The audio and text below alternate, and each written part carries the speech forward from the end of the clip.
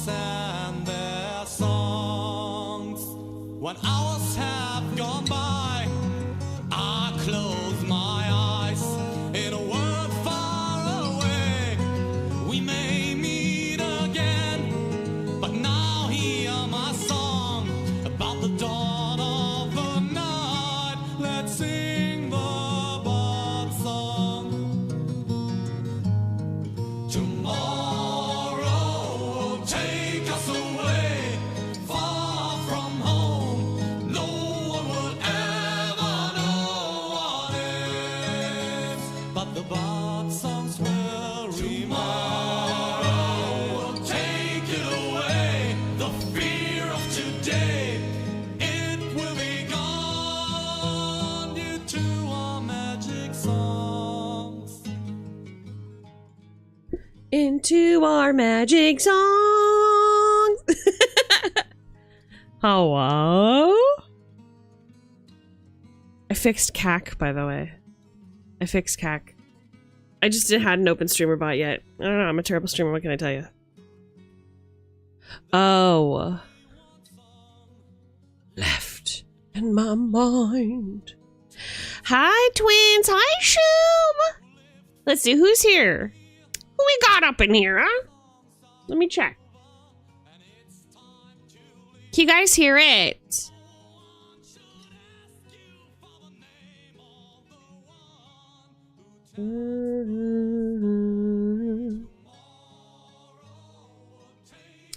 You should be able to hear it. 1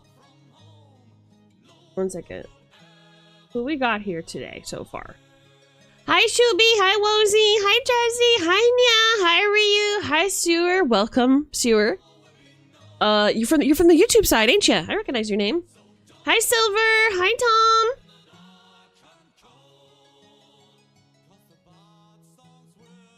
What's going on, dude?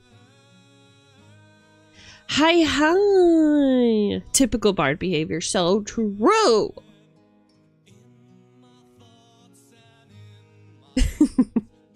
Hi, Jesse.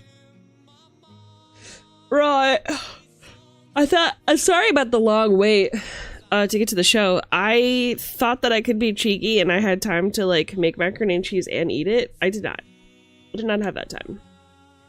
I had time to make it, but not eat it, so enjoy this ASMR.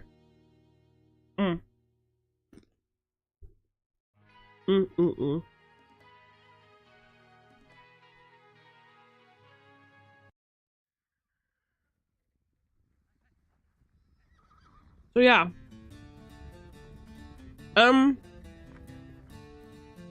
Joseph, welcome back. How's it go today, brother? Hello, Captain Chopper. Who you calling toots? Who you calling toots? Hey, yo, for real, I'm so hungry, though. I woke up like an hour ago. Eat. Prep for stream? Shuby!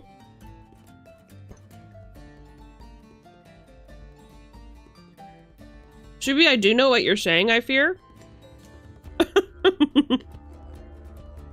Mark? That's what good pussy sounds like.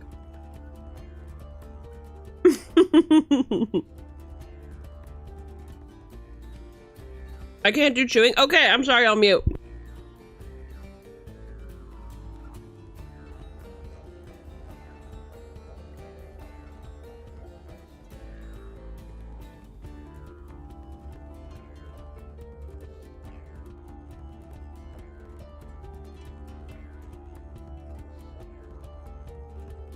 No, it's all good. It's all good. Some people can't do it. I'm sorry, I thought I could. I cast Bardic Inspiration. Shuby.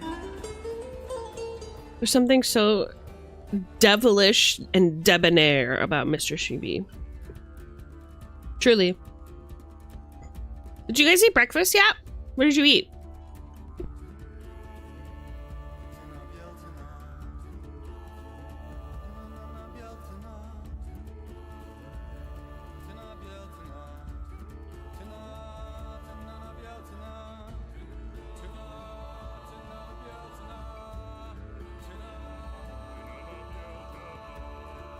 That's it!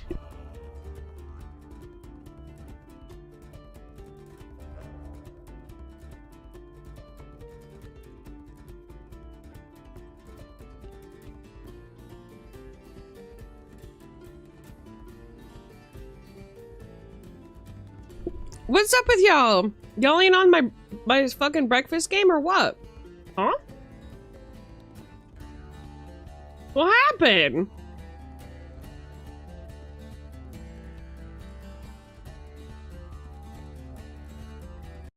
I'm gonna turn on some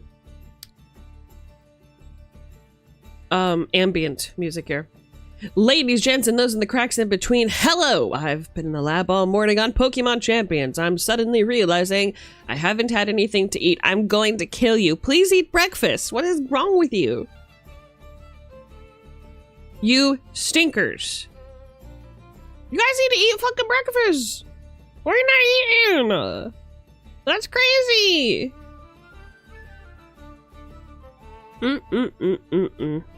No, no, no. It's unacceptable. You forgore. You forgore? How does one forgore? To eat. I simply do not know. Alright, one sec. Let me transfer us. The Orb of Transmutation. We're gonna go to reception because I wanna hang out with our favorite receptionist. Hi! Oh my god, it's you guys. Good to see you. What's up? No, I'm about to make some toast. I'm thinking some butter and cinnamon brown sugar, maybe a fluffy egg. I was gonna start, but I noticed stream had started, so I came to say hi first. Oh my! Thank you. Thank you so much. It's very appreciated. What the frog? Oh, nothing's working again today. I hate this! Being a VTuber is too hard. I quit. Hold on. Let me turn my tits on. Hold on, everybody. I'll give you 2 free envelope smashes. Un maman, s'il vous plaît.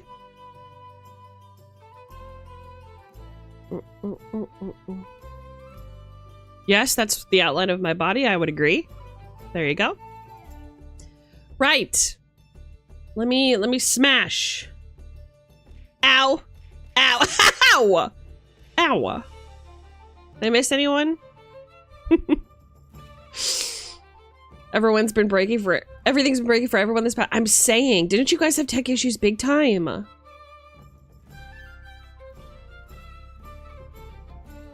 who's here. Hello?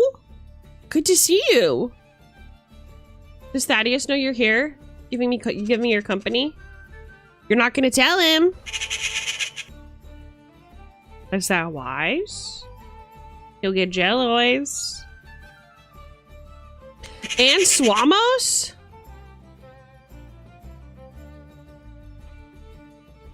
Hey, Esme, stuck in emergency because I've lost 90% of my hearing. What the fuck are you talking about? What?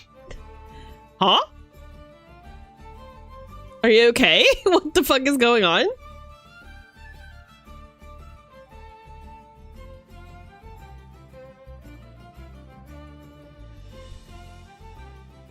I hope you're okay.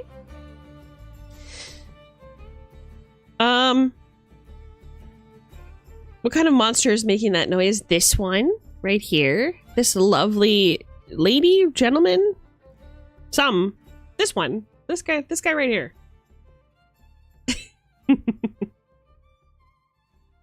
I think eat infection has gotten worse. Damn, bitch, who you eating? I'm trying to stand in line. Who you eating? I didn't know y'all was taking numbers yet. Hold on. Me next. Did you guys see that meme in NSFW about ear infections? Ow! Ow, ow, ow, ow, I deserve that one. Hi, Menti!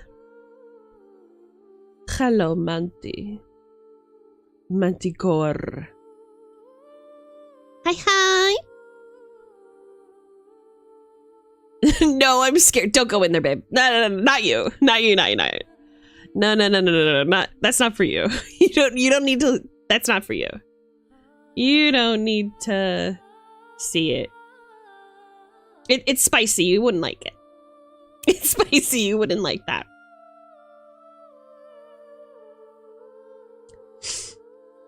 I'm looking for my controls to make sure everything's good. Yeah, everything looks good. I think everything's okay. Thank you for the head pats. Y'all, today, I didn't get to finish my D&D hot takes yesterday. Before I got a little bit EP and wanted to take a little bit of a Final Fantasy XIV break. Therefore, we're going to continue today. We're going to be watching Ludwig's first ever D&D adventure. I have not seen this video yet. It looks really interesting. Thank you for the head pats. Making food as ordered by a guild leader. Yes, this is the way. You are all ordered to enjoy a decent breakfast. Celery and an egg. Why I order celery and a damn egg. Why I order. Wowzy.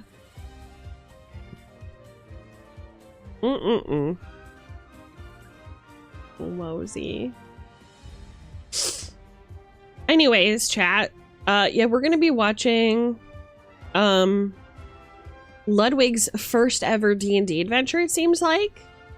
I'm really curious. I'm really curious to see what he thinks of it. I don't know who the DM is. If I had to guess, it's either going to be Mercer or Mulligan. It's got to be one of the two. Because I noticed that Mulligan did show up on their podcast. I don't watch their podcast because I don't support Hassan personally. I don't like Hassan. Don't tell anyone. This is a secret between you and me, Chad. I'm not a fan of Hassan. But yeah, I do love Ludwig. And I'm trying to see what's up. I'm trying to see what he thinks. You know what I'm saying? I don't know who anyone is. Yeah, I think I can. I think I can get with that sentiment. I'm very new to like anybody else in his podcast as well, with the exception of maybe Hassan. I used to be a fan of him, but I am no longer. And if you know, you know. But Ludwig is great. You know what I'm saying? I mean, to anyone who's a fan of him. Oh, gotcha. I mean, I'm sure he's got a jillion fans. He used to like be like the political streamer that you would go to and feel good about like talking about, right? It's way more than you should. Look, I can't speak on it too much because I don't want to, you know, start anything or whatever. Not that I would ever meet this person probably in my entire lifetime. But the dog allegations kind of changed my mind about them completely. So I'm out. I'm not even gonna entertain that. No, I'm done. I'm out.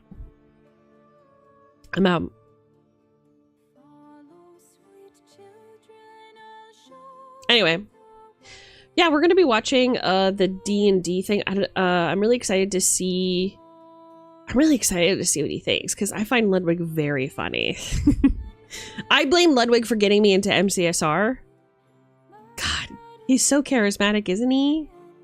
So charismatic, so funny. I really love watching him on my lunch break. I love how much of a heel he is on his channel. You know what I'm saying? I love that he just like acts like a villain. Ow! Everybody's still rooting for him. I don't know, it's just something about him. He's charming. He's charming. Love a charming young man. What can I say? Yeah, so we're gonna be doing more hot shakes, D&D style. It's kind of a hot day in it. So I figure let's just all equester into the guild house. Just kind of cool off, if you will. I'm an old FGC guy, so I know a bunch of people around Ludwig. I've met him at tournaments. I'm not super sold, but he's definitely not the worst one. Gotcha. That's cool. FGC. FGC. What's FGC? FGC. I only know Ludwig from Kana and Germa's Dollhouse. Oh, yeah! Oh, Yerma. Oh, Yerm. I love Yerma 987. I'm a real fan. Trust. No, I really love Germa. He's great. One of my favorite videos of his is way back in the day. When he did his Demon Souls playthrough. That shit was so funny. It also, like, I watched it so many times, it's become one of those things that I like to watch to kind of wind down. You know, that familiarity thing. If we're talking about the worst FGC guy, no, I won't evoke the name. It's 70 degrees, having a few big storms coming through. Ooh, that sounds nice. Fighting game community. Oh. Yeah, he's a big, Smash Bros player, isn't he? That's kind of how he started his career. He's unironically a funny guy. Yeah, I know, he's so fucking funny. I mean, are we really gonna argue that Cyclops has the best grip of all the X-Men? I don't see why you would do that. I'm trying to see Cyclops' grip. What kind of grip you got, baby boy? Show me your grip. Show me your grip. I know Soul and Mewtwo King. I'm from Florida, and all those guys just go to our locals, or did years ago when I went. Ooh, okay. Drew, the guy who died to Pinwheel. Bro. He's just so wonderful, isn't he? I just love him so much. He just makes me feel so happy. That's what you want from your streamers. You want to go in and you want your streamer to, like, make you feel happy. Germa makes me feel happy.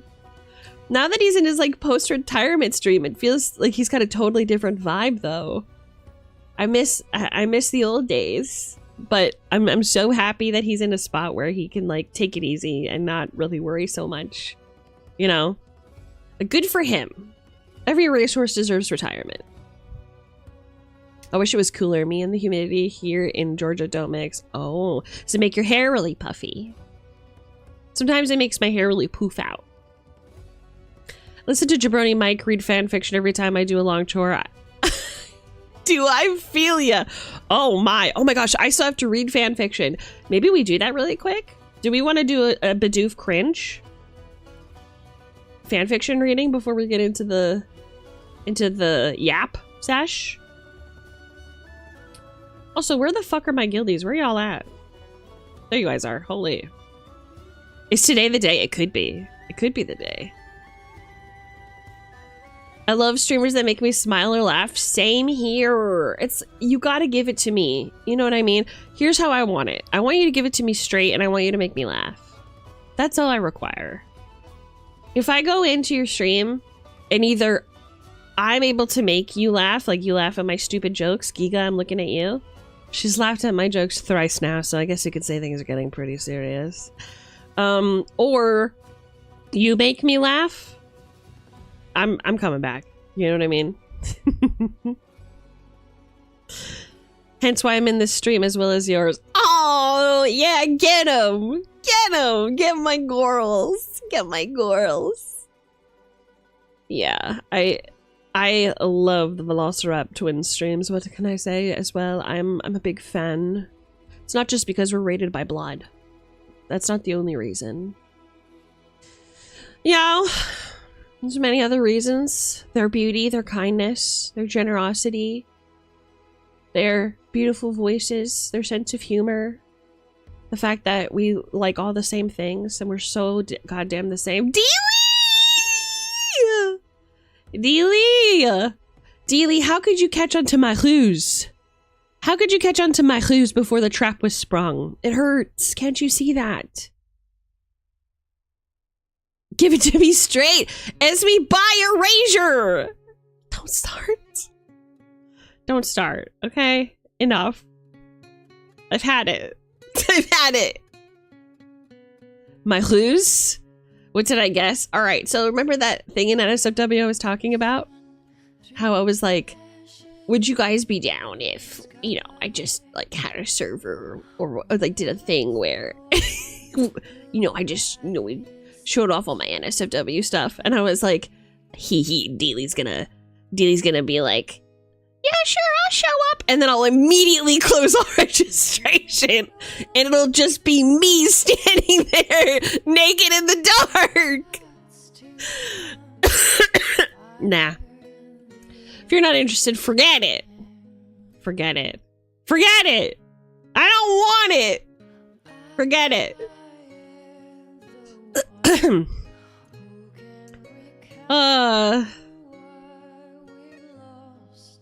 Man, can I just say, yesterday's stream made me feel so good. I've been trying to like find the secret sauce. You know what I'm saying?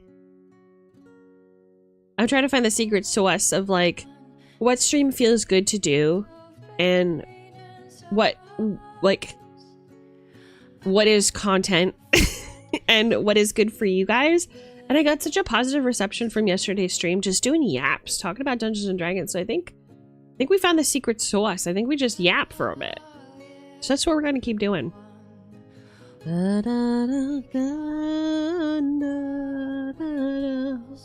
Girl, how did you see my drip?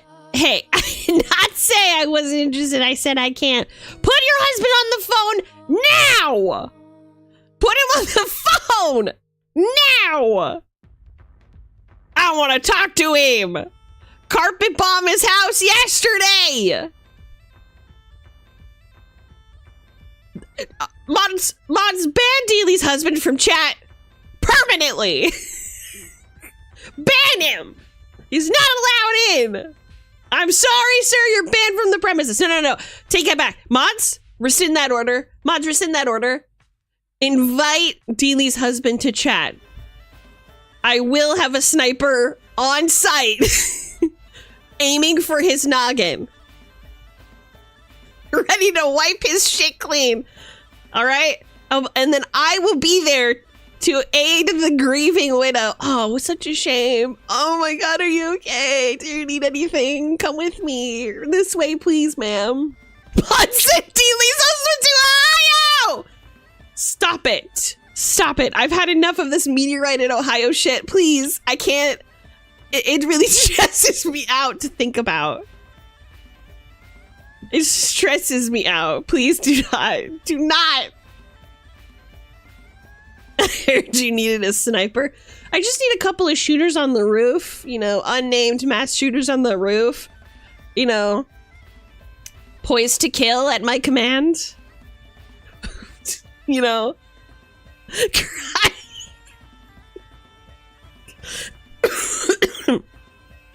Blow his shit off, mods. No, I won't. This is all platonic, of course. This is all platonic. Platonically, I will kill your husband in Minecraft and make you my wife. Witch Glitch, welcome! Oh my God, you guys, we're so close to 1K. I wonder if we could do it. Platonically. This is all platonically. This is all platonically, by the way. Okay? Platonically. Let's be gay and get married or whatever. Just platonically. On a Thursday. Who cares? Like, it's not a big deal. You know? Platonic doing a lot of the heavy lifting. You know? And that's fine. As long as somebody's doing it. As long as you understand, you know, the parameters of our relationship. I would hate to make you uncomfortable. You know what I'm saying? I'm not trying to, like, be pushy or whatever, but, you know, I just trying to, you know, show my enthusiasm. That's all. I mean, flights aren't that expensive. Yeah, exactly. You have to lure him in. You have to lure him in with the concept of, oh, we could just visit Scotland, right? And then blam! You know? I go, oh, Dealey, I'm so sorry. It could have happened to anybody. Could have happened to you. Come here, baby girl. Come here. Mama's gotcha.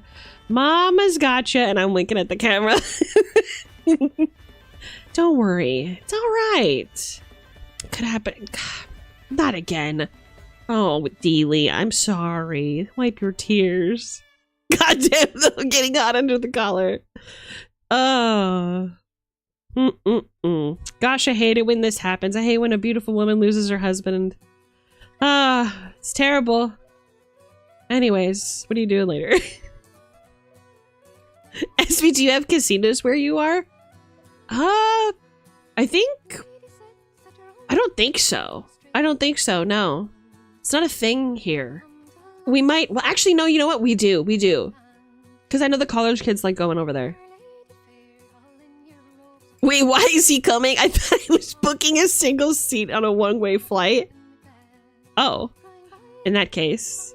No, he has to come. He has to come. No reason. He's got to come with, unfortunately. He's got to come with. But don't worry. Any seat that you book back to America, I'll take with you. It's fine. I'll just take it. You know what? Hands tied behind my back. You know, I'll take that extra seat or what. I don't want you to waste a ticket. You know what?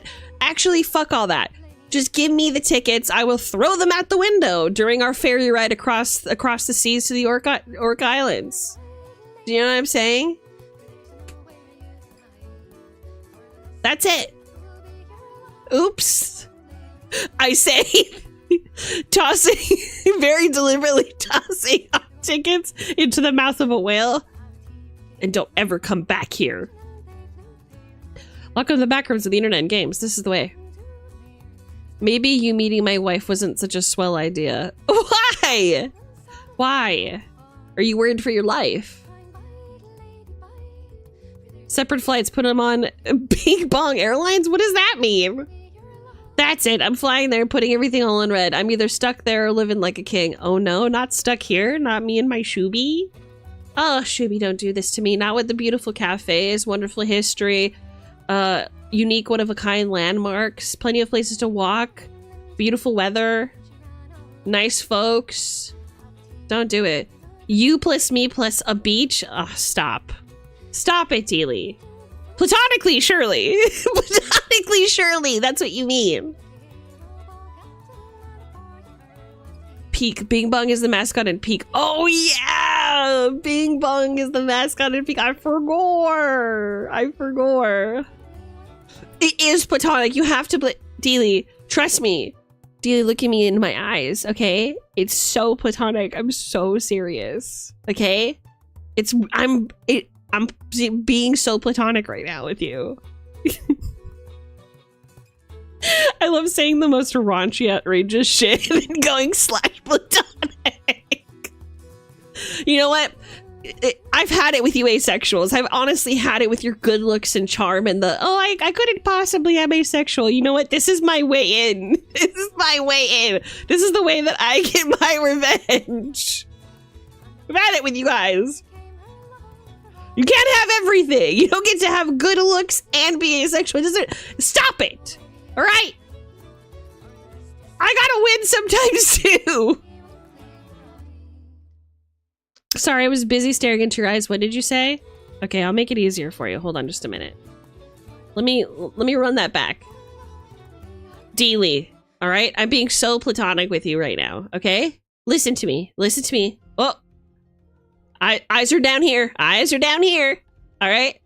I'm being so platonic with you when I say, you know, let's just be gay on a beach, okay? Let's have several kids, you know? Let's go on little adventures in the Scottish Highlands together, you know? We'll sell our wares. Platonically, of course. That's all I meant to say. I hope that clears things up. I hope that clears everybody up. I'm listening with my eyes.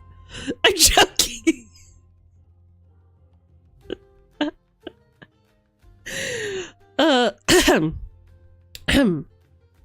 Obviously platonic. Obviously vibes. Listen, okay? I know what you cretins like. I know what you want from me, okay? Hi, Phoenix! Good to see you too. How you doing today, babes? How you doing today, pipes? We're talking about lesbianism. Thoughts? Pushes the microphone into your esophagus. What do you think about lesbians, huh? What do you guys say about that? How am I holding up? Let's see. Face card's looking good. Face card's looking real good, actually. What about a little bit lower? Yeah, that's all looking pretty good. How am I holding up? I don't know. How are these two holding up? The corset's doing, speaking of heavy lifting, the corset is doing a lot of heavy lifting. Can we give it a round of applause for the corset really holding my shit up and in? You know, where would I be? I should probably change my status. How about the waistline? How about the snatched waistline? Huh? Yeah. We're all looking good. We're holding up pretty good. Thighs? Thigh jiggle? Yeah, looks like we're all good. Yeah. Doing good. Thanks for checking in. My mouth is watering. Maybe I'm not asexual. We did it, folks. We did it. We did it. Oh. That's all I've ever wanted you to say. Hold on, I have to screen cap this. 1 second. I don't like them putting chemicals in the water that turn the friggin' frogs gay. Do you understand that? Turn the friggin' frogs gay. Serious crap. Gay frogs. Friggin' frogs. It's not funny. I'm gonna say it real slow for you. Gay frogs. All right. I've pinned the message. It is now canon. Oh, I like lesbians. My best friends are actually lesbians, and them and their partners are actually adorable. Ugh. Introduce me. I'm trying to get in. I'm trying to get in. You know what I'm saying? WLW. That's all I've got to say. Let me in. Damn. Please. I'm on my knees. I'm just esmisexual now. New flag incoming.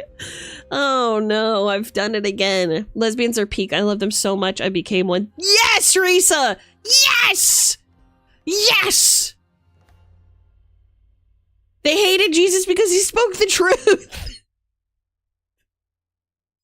I don't know what I meant by that. I don't know what I meant by that. Who's ever heard of an asexual bard? I mean, maybe they're out there. Maybe they're out there. The thing is, right, you can be asexual. No, wait, they are out there. Jazzy! Jazzy's an asexual bard. Wait, what the fuck? Slowly raises his hand. You can see, the thing is, you just have to be charismatic at the end of the day and know how to like wave your fleek flag. Fleek flag! Good thing I kept the L in the word flag. Oop. You have to be willing to wave your freak flag in the right direction. Why do bards almost always frick the dragon? I mean, sometimes it's not our decision, but you know, here's the thing. There is something to be said about power being granted in a sexual encounter. Do you know what I'm saying? It is a moment of, we could argue, an exchange of power, right? So it is the way that I would say, as a bard myself, it's just a way for us to kind of, how do I say this? Set a seat at the table, you know what I'm saying? At the table for communication and diplomacy, you know? Because the dragon's not going to respect you. But if you fuck that dragon, got a little bit more respect now. Put some respect on my name. Korzafast or whatever is my bitch. That's all I have to say. That's all I have to say. I'm in it for the game, but I'm not a player. God, bars. Bars, dog! Shakespeare. I can't get enough of this lesbian propaganda. I get enough of this lesbian propaganda. Put her on the horn. Where is she? What the fuck? Put her on the horn? TBH, if there are any punk bars, go to one and you'd probably find a few lesbians. That's where a lot of sexualities, orientations gather. This is true. This is true. Sadly, I don't know if y'all heard the news, but there are a lot of lesbian bars being shut down nowadays. A lot of gay and lesbian bars being shut down. Especially ever since COVID, so it's like really kind of fucked it all up for us. Us big gay lesbian types. Or the tattoo shop. You know what? Yeah, makes a good point. If you're trying to find a mask, go to the tattoo shop. I'm sure there's some hanging out there. They might even be working there. No, but you can't flirt with the people who work there. That's bad, right? Is that bad? What if I got a tattoo on my vagina, baby girl? Just tattoo my phone number on my vagina to try it and come with this mask. Butch lesbian. Fuck. What if it fails? What if it fails and you have a tattoo of your phone number on your pussy? Okay, that'd be the worst. Actually, scratch that idea. We're back to the drawing board, kids. We're back to the drawing board, I fear. Especially after our natural habitat at local malls slowly disappeared. Right? Where are we supposed to gather? It's not fair. The gays have nowhere to go, bro. It's always the bard seduces the dragon, but never the dragon seduces the bard. Oh, Tomian. Oh, Tomian. You ain't seen some of these thirsty-ass dragons in their prime. Listen, not every dragon is a centuries-old ancient behemoth of a monster. They can transform into, like, human-like forms as well. And a lot of younger dragons prefer to do that, to like figure out who they are in the world and like gather data on the human types. So like sometimes it'd be a little freaky. You're gonna tell me that a scaly isn't freaky? Come on, Tomian. Come on, Tomian. How do I pronounce your name? Sorry about that. Actually, I see a lot of goth and punks at the museum and parks now. I could hit on them there. That's true. Actually, the city that I'm at is like, it feels like it's the hub for alternative freaks like me. So we got a lot of hot goth girls up in my city. That's all I have to say. All I have to say is I go, oh, I'm going out for groceries, but you see binoculars hanging from my neck.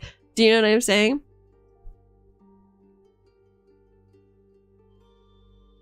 My wife, like every other WLW person, can be found in one place, VR chat. Funny you should bring that up. Funny you should bring that up. It's time for a transition, ladies and gentlemen. Folks, kids, gang. My 3D avatar is complete. And I would like to, at some point, go on VR chat with you guys and hang out. Maybe in like a VR chat world or something. Now here's my hang up on this. I'm a very friendly young lady and I have a lot of friends. I get very overstimulated very quickly. So that scares me just a little bit. But I trust you and I'm gonna do my best.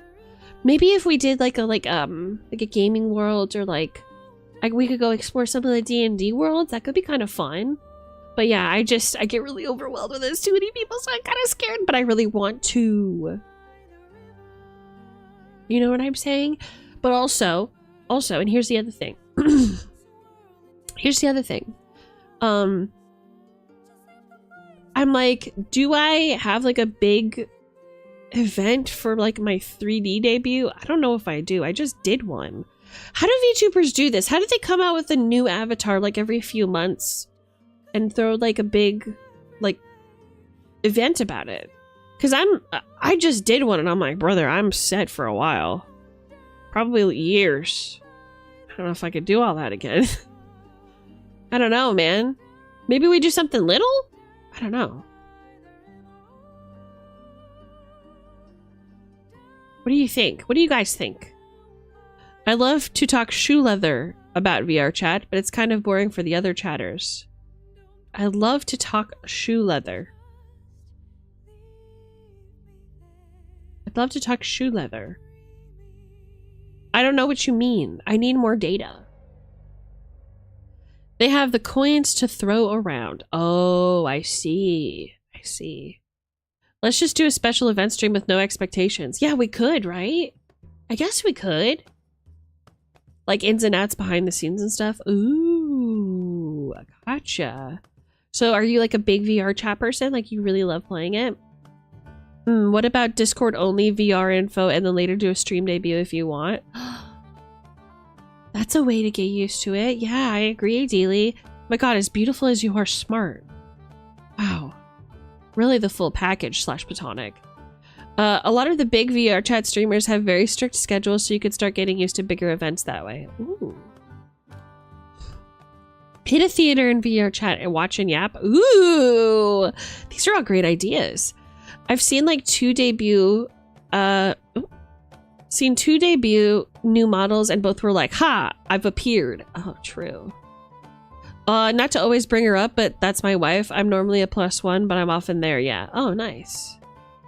Okay. So again, I ask, where is she? I would love to meet her and become best friends. We're a part of a big VR chat streamers community. Whoa, really? That's neat. What is the community like? Just say 3D model debut under special events and just make a small promo for it so people know when it is. Okay, I could do that. Yeah. So I'm planning on doing it close to our charity stream coming up in June-ish, July-ish, for the children's charity stream. So I'm not planning on like receiving any donations or doing a subathon or anything. I just want to do my 3D debut. We're gonna do fighting games, and then I was thinking VR chat. It'd be really fun.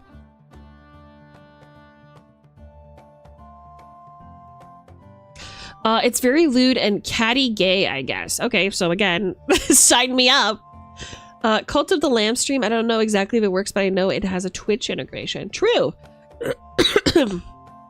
It's true. I've seen streamers play that before. I know Feifei played it.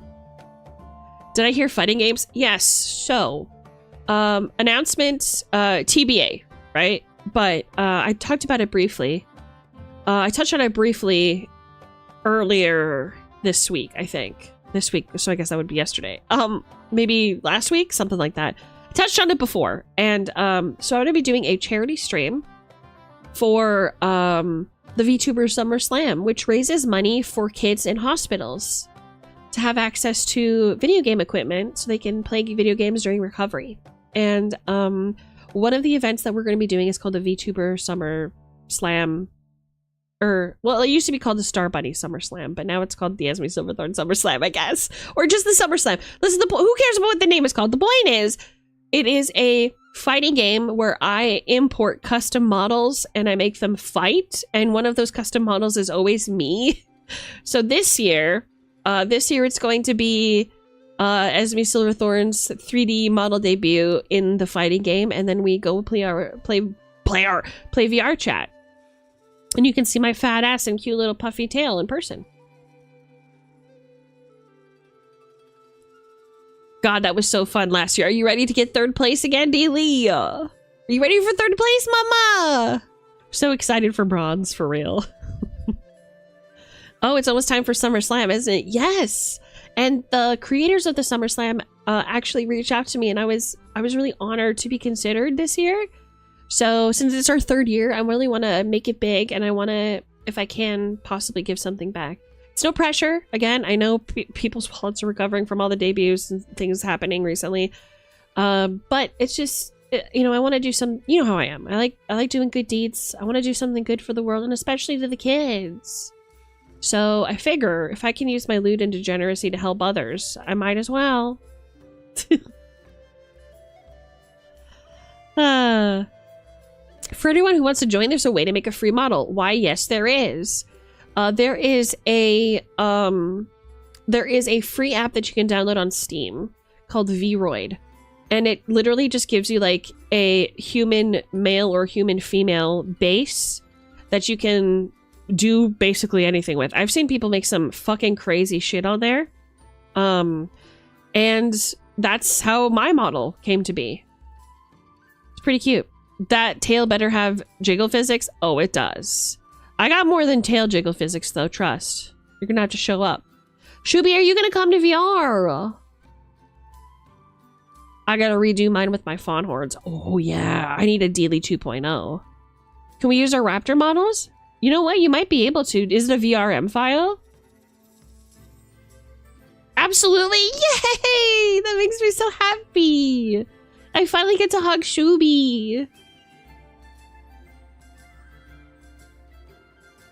VR sounds terrifying to me. Yeah, me too. But it's a way to get together with the community, and I'm willing to do it. Jojo Jotaro.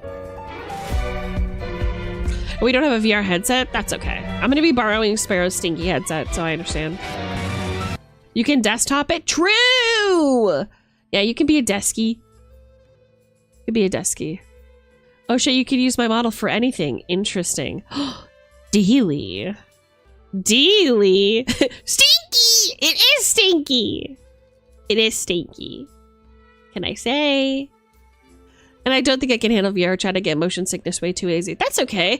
Let's just do the fighting games together, and then anybody who wants to jump into VR chat can, you know?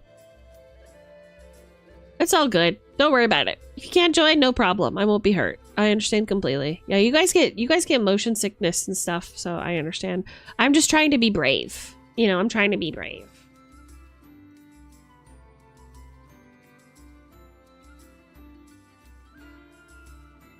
I'd love to hug you so much. I'll give you a hug through the screen. How about that? I'll push you into my booba platonically as sisters, of course. Of course. You said you get overstimulated. There's some quality of life stuff we can set up. Ooh, yeah. I think so. Sparrow's a big VR chat player. He plays it like every weekend if he can. So I'm pretty sure he'll get me set up, but if you have any suggestions, drop them in the messages to Bunny. That's me. It's my nickname. I don't know if you can tell. Give you some personal space so things disappear if people get too close, stuff like that. Yeah, I think I've got that one. I think it's like there's like a boundary setting that you can just click on in the settings, right? You gotta hug them with the force to crack the back and get the crickety cracks out. Oh my, the bad spirits? Not the bad spirits. Oh, he's a digit night guy! Sparrow, are you gonna let him call you out like that? I think it's the voices and the amount of people talking that are overstimulating. Oh, I get it. I get it 100%. Clocked me! Clocked me, he says. Hold on, I have to pull my nose.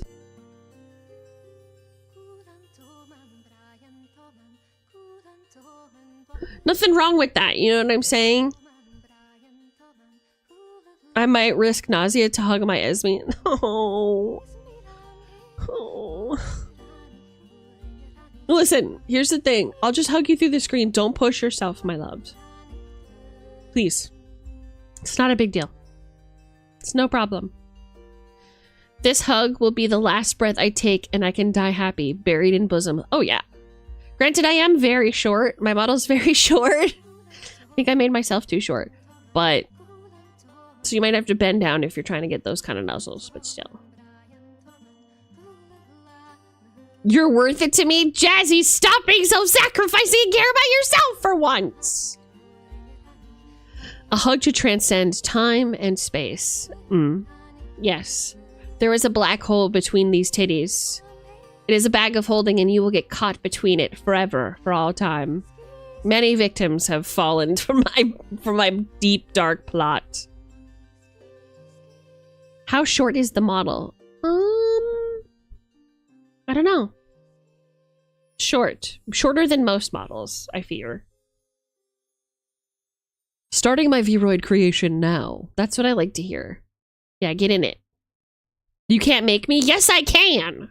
If I cry, you'll do as I say! I'm a tiny man most of the time, so women are compelled to interact. Pro tip, gents.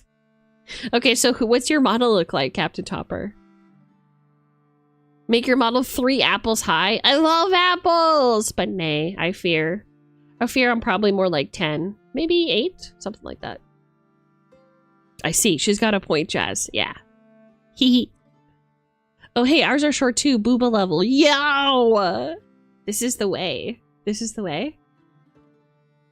So yeah, I was thinking of, you know, for the kids event in June, we would do the Summer Slam, do a little bit of fun, and, you know, I mean vibes.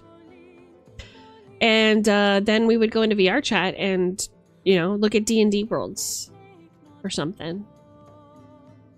Jolene, Jolene, Jolene, Jolene.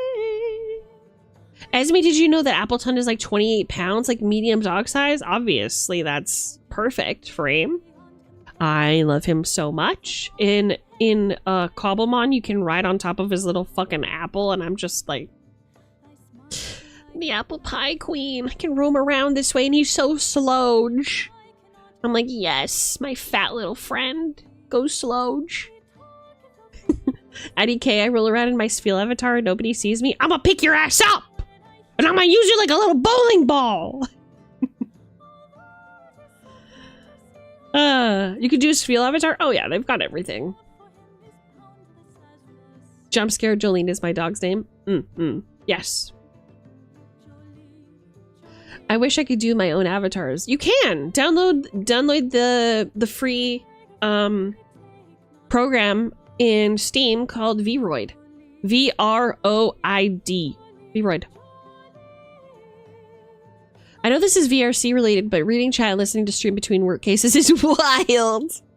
Hey, it's only gonna get worse from here, I fear. I fear we've only begun to descend. I want to be talking cowboy hat, so girls pick... I want to be a talking cowboy hat, so girls pick me up and wear it, but it's harder to code than you'd think. Are you a big coding MF? A big coding motherfucker. If I was a Pokemon, I'd be Togetic. I wonder if they have one. They probably do. Oh, 100%. I'm sure they have all the Pokemon. Definitely got the lewd ones. A couple of Vaporeons up in that bitch. You know what I'm saying? Anyways, chat. I think that we should probably start with the program, no? Let's start talking about Dungeons & Dragons. Stop talking about degeneracy in my chat, or I will ban you. This is a lie. This is a bold-faced lie, and we all know it. Right. Jolene, Jolene.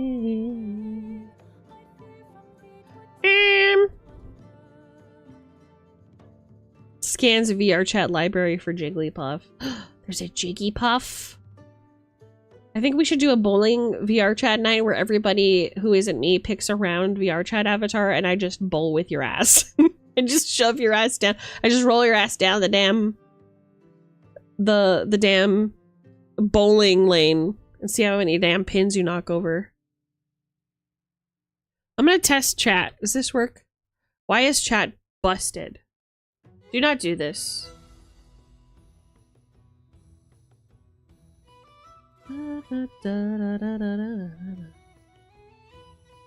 This should be working and I'm concerned.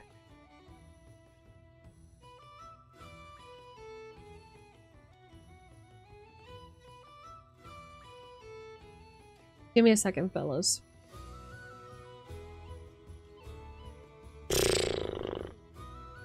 I don't like that you can't see chat. That bothers me a lot.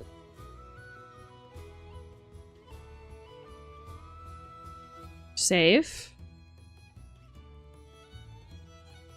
You should be able to see it.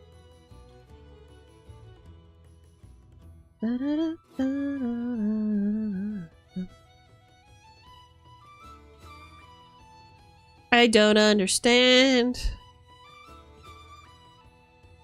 Fuck it, we ball.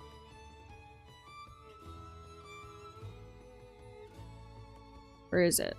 Chat new. See if this works. No, now it's too small! No, this ruins my whole fucking setup! It makes me so mad. Why?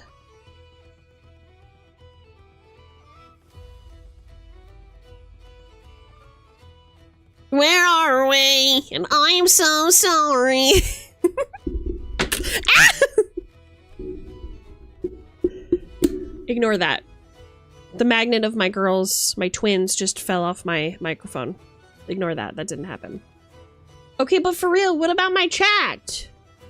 The frog is happening here. Why is everything busted? Oh no. I'm gonna refresh this bitch. Refresh?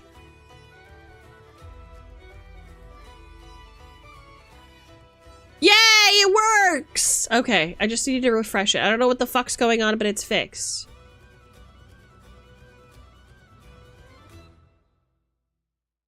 Right, let's begin, shall we? You have a Velocity... Yeah, oh yeah. The twin... so I'm a poor bitch. But I'm also a big fan. And the Velociraptor twins were kind enough to gift me some of their merch. And I wear it constantly. And I have it around me constantly. In fact, my altar to Freya, who's my deity, Freya, Venus, Aphrodite,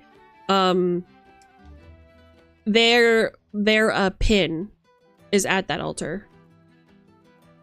Because they're my special sun bunnies. They're my special sun bunnies, and I love them very much.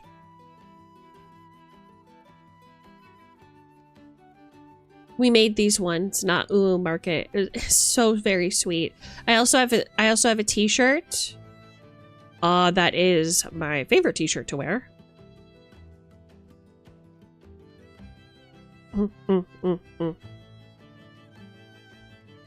I love them very much.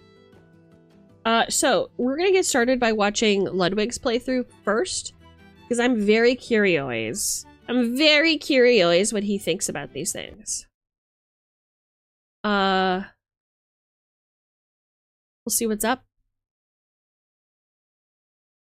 This is very zoomed in, and I'm not like a huge fan or whatever. Cool. All right, I'm gonna be pausing in between, so that we can talk about what we're seeing here. For full reference, I'm going in blind. I don't know what to expect. I just know that I'm a fan of Ludwig, and I'm very curious about his adventure. So let's have some fun. Let's see what's going on. The shadowed outskirts of Mori, where the living fear to tread. Our brave heroes stand encircled by a strange creeping mist, filled with the restless dead.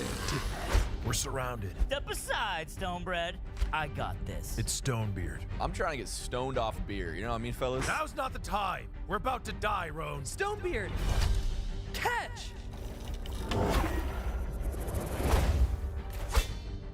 Everyone, just let me handle this. How about you handle a salad or maybe some vegetables? Shut up, Roan! Leonis, I can handle this. Shut up, Roan.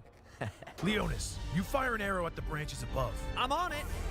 And Roan, prepare your blades for combat. Oh, yeah. And York, You got it, Stonebread. While you guys create a diversion, I'll sneak up from behind. And then I'll use my magic to make them fucking jizz. But like actual jizz, like from an alive man, even though they're still skeletons. York. And it's a romantic thing, but it's also like a sexual thing. And you know I'm wagging my shit around like a missile. Slime. And they like it so much that you guys are able to escape while I entrance them with my penis that's like a cobra. And when I show all the skeletons, they're like, why does it even look like that? Because I don't even... Slime. What the fuck was that? What? That's not how you play D&D. It's not how I play D&D? No, that's not right. Oh, the imagination game, full of wonder and magic. Here, let me roll to kill my inner child. Dude, you play games. D&D has rules like other games. You're just being you fucking guys, weird. D&D is a game of infinite storytelling possibilities. I can take all Okay, the thank you, stuff- D. We appreciate it. We got this. Yeah, D. We got this. Ow! Guys! Stop. Look, I'm weird. I'm not normal. I make loud noises. I say crazy stuff. Hell, maybe I'm not even that good at D&D. But if you give me a chance, I can be the hero that the Terradin need. I can do away with all the jizz and the porno and the big old ropes shooting through the back of a skeleton. Like a bullet, like an arrow. Okay. Ew. What I'm trying to say is, Dave, let's get back to. He's gone. Oh, he killed himself. Great. God damn it, this is the third time! So far, I'm digging it. So far, I'm digging it. Ludwig is very handsome, very cute. Love him. Little brother style. Cool guy. Ludwig has Stonebeard, okay? Nick has Roan Khaled. Slime as Georg. Aiden as Leonis. Oh, okay.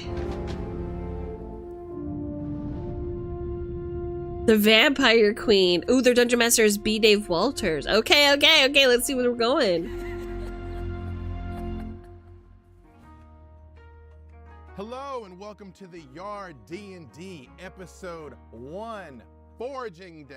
Dungeons & Dragons is the world I'm excited for this. playing game where you get together with a group of your Yeah, I thought he would be a rogue too, 100%. I'm your humble Dungeon Master, B. Dave Walters, where I will set the scenes, and these brilliant guys are going to do everything they can. Why be Dave Walters kinda? And the show's right on time too. That's the thing. Is we delivered it exactly when we said we would. Precision. It's May 1st right now. You know, it's First delay. 2023. it's always May 1st Trump, somewhere. duck.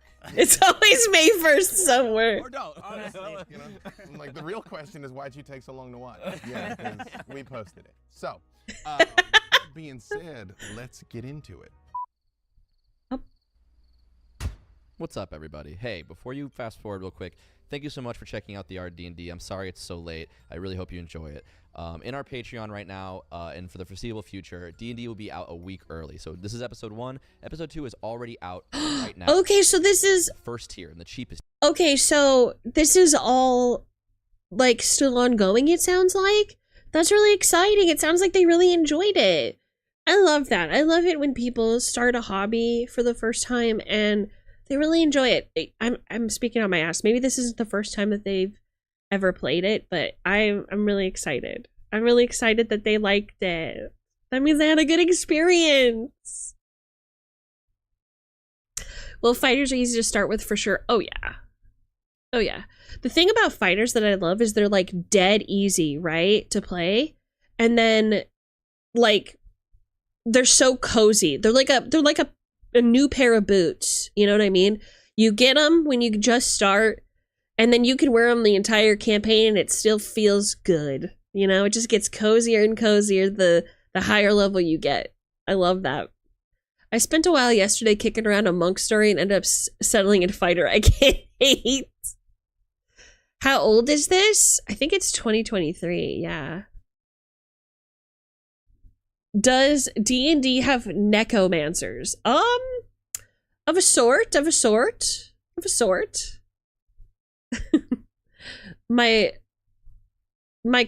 computer isn't capable of handling Vroid. Oh, Silver. Ouchie. I'm sorry to hear that. If you're worried about the chugging, don't worry. It does that on like my computer, which is only 2 years old and has the best. It had the best drivers and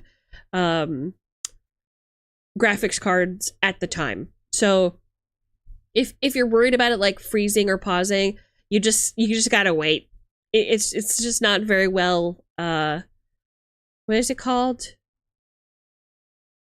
It wasn't formatted well or whatever, so it's slowed. Is that for everybody? Hi, Liam! How's it going? Optimized. Thank you, Rosie. Optimized.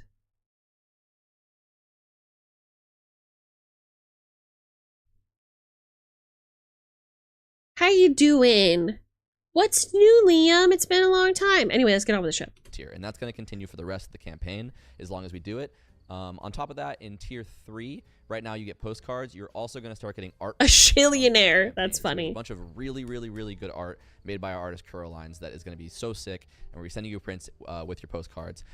We are also, for anyone who is in tier 3 this August, sending out free miniatures of our characters. I'll put some pictures on the screen right now. That's cute. You can paint them. You can eat them.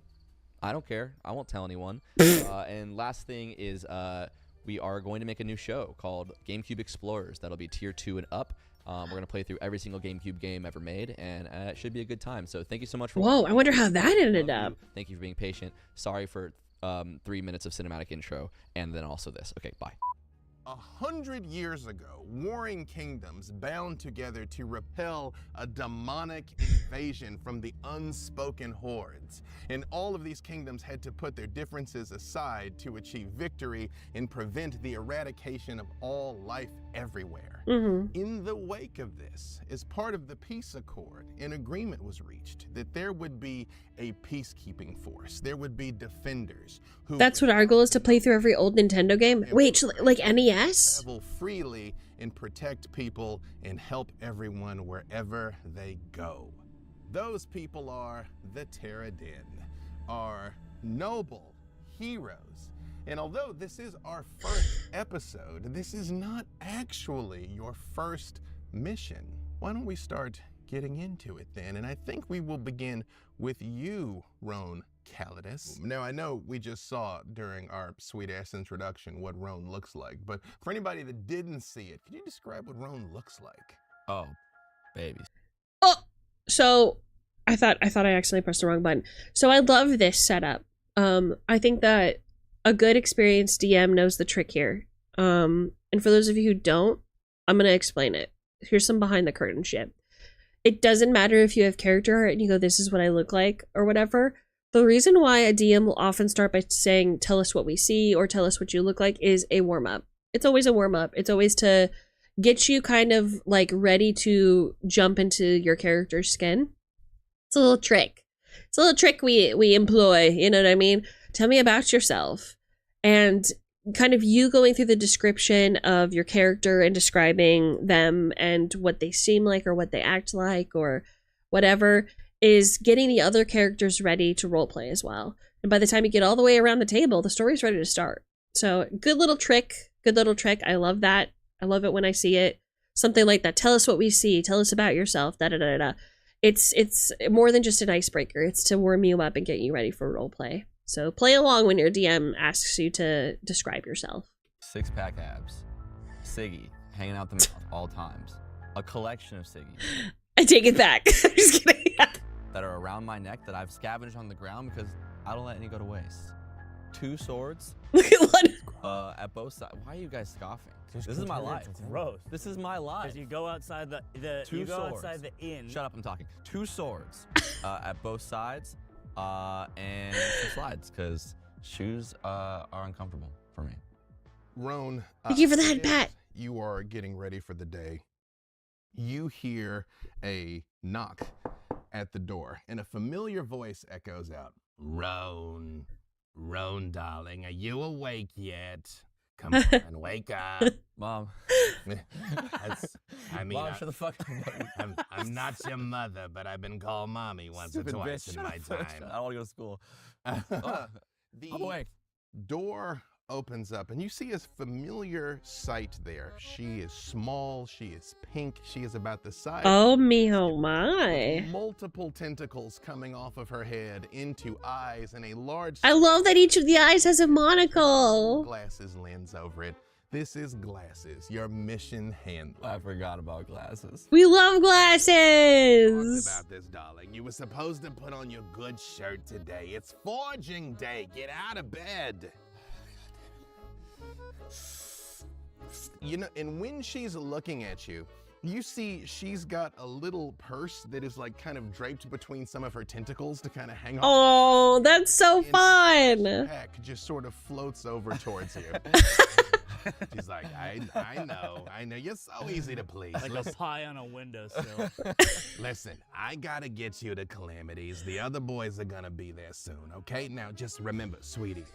And she looks at you and she doesn't have hands, right? But one of her eyes glows slightly and you distinctly feel like something's kind of grabbing you on the side of your face. Like, look at me, like this eye down here. Look at me and this eye down here.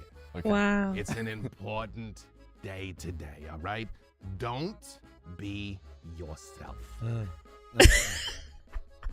So when you say that, I feel hurt. It feels like it hurts. It's, you know. It feels like it hurts. You enough to say it to your face. The other ones, they only talk behind your back. Get your dirty mage hand off me. Reds, by the way, I don't. It's, you know, I'll get you some meds. Come on, I'm gonna step out of here because I got a lot of eyes to cover. You get ready. We're gonna go. All right.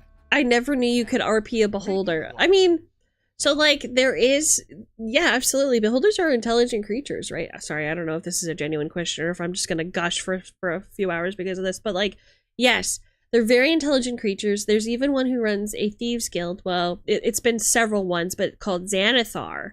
It's this constantly evolving between different beholder that runs this underground thieves guild market. And maybe you've heard of Xanathar's Guide. Xanathar is a beholder. They're intelligent creatures, very temperamental. They can get pregnant, which is something that I didn't know until I was studying for the short that I made about beholders. Yeah,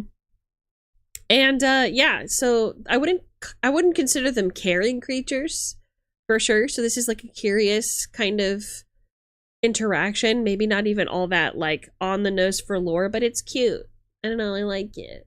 Also, Xanathar has a pet goldfish, and it's the only thing that'll kind of like make him happy. So whenever the goldfish dies or something happens to the goldfish or whatever, you know, they have to like all of like Xanathar's closest friends or like highest up captains have to like find a way to replace the goldfish without Xanathar noticing, or else he will become very cross and disintegrate people.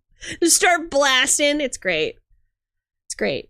Love Xanathar. Love you, bud. Elsewhere, Leonis. I ask you the same question. Who is Leonis? What have you been up to since the last mission? I'm a sea elf, ranger, and... So you're a seal? A seal ranger. So you're a seal? Now, I swim in the water, though, sea elf. I came up in the water. Since our last encounters, I've had a few... Ludwig is mogging this whole time. Look at him. With a few of my teammates. Look at him!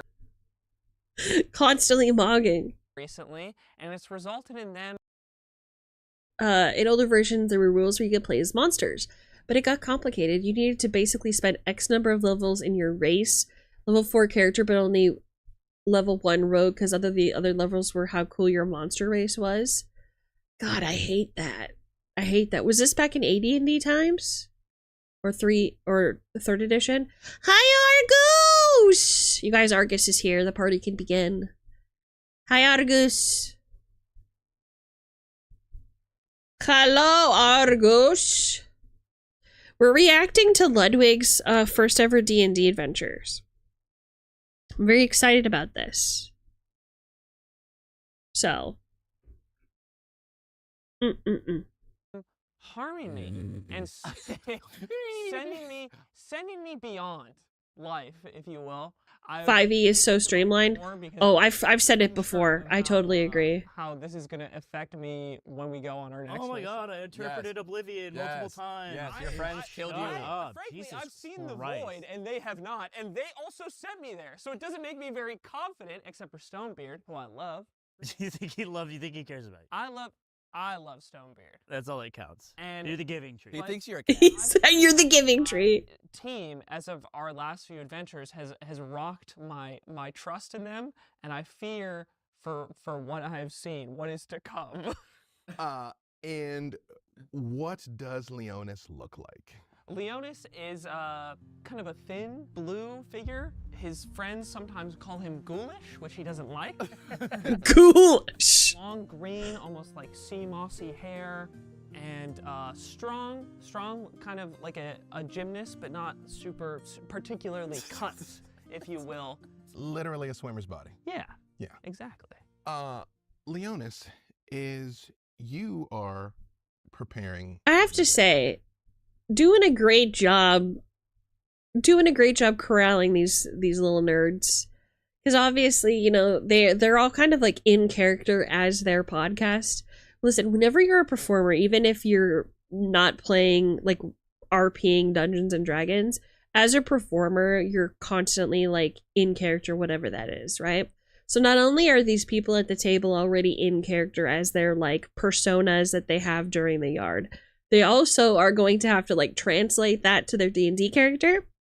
And our DM here is doing a wonderful job of kind of corralling them and keeping them on point, but also kind of meeting them at their level, if you will. I really like that. I really like that he's like, okay, you guys are a bunch of rogues, a bunch of weirdos. Hell yeah, you have a beholder handler, you know? Love that. Your dragon wing bow is laying out in front of you, black, carved, crackling with ambient electricity. At the window, you hear psst, psst, psst, Well, Leonis. Well, Open the window, Leonis. I get out of my bed, which is it's sweaty. It's a little gross. I haven't changed the sheets either because I sweat every night. I can't change the sheets every day. Why even bother? I get up, pop the window. You don't see anything. Oh, I don't like the fact that I keep hearing faceless voices in this period of my life. It's personally, it's rocking me a bit to my core. Shut up. Okay. Leonis, okay, right? I'm here to help. I'm gonna show you what I look like, but I need you not to freak out, okay? Just don't freak out. Just be cool. All you gotta do is be cool. Just be cool. Be cool. Okay, be cool. And across the room from you now, like you've gone and opened the window, on the other side of the room, standing on a table, you see a very small person. A little man appears, just about yay tall, with curly red hair, and he's wearing all green, and he is holding a bow also. And he goes, "Hello." Hi. Hi. You can't do that. You can't do that. That's a... Tiny bow. But my bow is appropriately sized, okay? That's the first thing. Like this To scale. yeah, right? To scale. You see he like flits over towards you, and you see when his wings move, they move like dragonfly wings. And he comes towards you with a very tiny little hand and shakes your hand. He's like, wow. That's insulting. That is it. Sorry. My name is Thimble, and I'm here to help you. Nice to meet you. Yes. I mean, how would you help me? Just, again, with the sizeism, bro. Like, It what doesn't have to do with your size. I'm just what's- wondering. I like- say like you. No, I would say that. York's not here, but I feel like he would have some very accurate assessments of your behavior right now. Feel in the waves. Yeah, He's just being an like, asshole. I'm sorry. Feel a vibe. I'm being a dick. I don't mean to be that way. I've had a rough time lately. You came to my house uninvited. I'm wondering how you can help. First of all, I was invited. Second, okay, not only did you open the door, you might recall recently you were sort of sliding to the great beyond. You were heading towards the Lonesome Valley, and a disembodied voice of a very beautiful woman spoke to you. You, Leonis, said, "I will offer you a pact to help me." You said, Oh, he's a warlock. for the pact. You did. I did do that. Yeah, in fact, would you check the palm of your hand, sir? And when you look at the palm of your hand, the inside of your hand looks like a leaf. And as you're looking at it, it just sort of fades away. Like it becomes... Okay, so he's got like a archfey. You know what? She's cool. I'm cool. You're cool. Thanks. Yeah. So, let's not make it weird. I know your friends. I know what they're like. We've been watching you for a while. So I'm going to do this. And he vanishes. He's like, "I'm still here. I'm just invisible, bro. It's a thing I do." Okay? So I'm going to be around. I'm going to But he's from the sea. Call me when you need me. So I think that's a good point. So like a lot of people think that the Feywild is just forest and leaves and stuff. I mean, like, there's something to be said about the Fey having a broad definition, and also so broad that it defies definition in a way. Because, like, I would define sirens and mermaids as Fey myself. You know what I'm saying?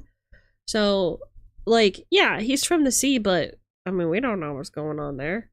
Maybe the Archfey and the Great Old One are kind of in a tangle. Also, it could just be, like, a homebrew situation. I don't know. But I think that's, like, a really interesting thought, isn't it? Like, how far between Pixie and Selkie is it a land-based fairy system? You know what I mean? It's a really interesting thought. It's something interesting to think about. Selkies and Kelpies are iconic Fey creatures, and they're purely water-based. Yeah, see, that's a great point. That's a great point. And since a lot of like what we recognize as like fairies, quote unquote, it is like so based in like Celtic, Gaelic, Old English superstition beliefs, etc. A lot of these places have a lot of water themes, so there's a lot of water related sprites and etc. to explore. And I haven't memorized the monster manual, So I'm sure that there's stuff in there, but it's a really interesting thing to think about, isn't it? I think it's a really good point. Nessie is a fae? I mean, I'd go there. I'd go there, why not? Can sea elves be away from the sea? I love that question. I think it depends on the scenario. It's a question that I asked myself.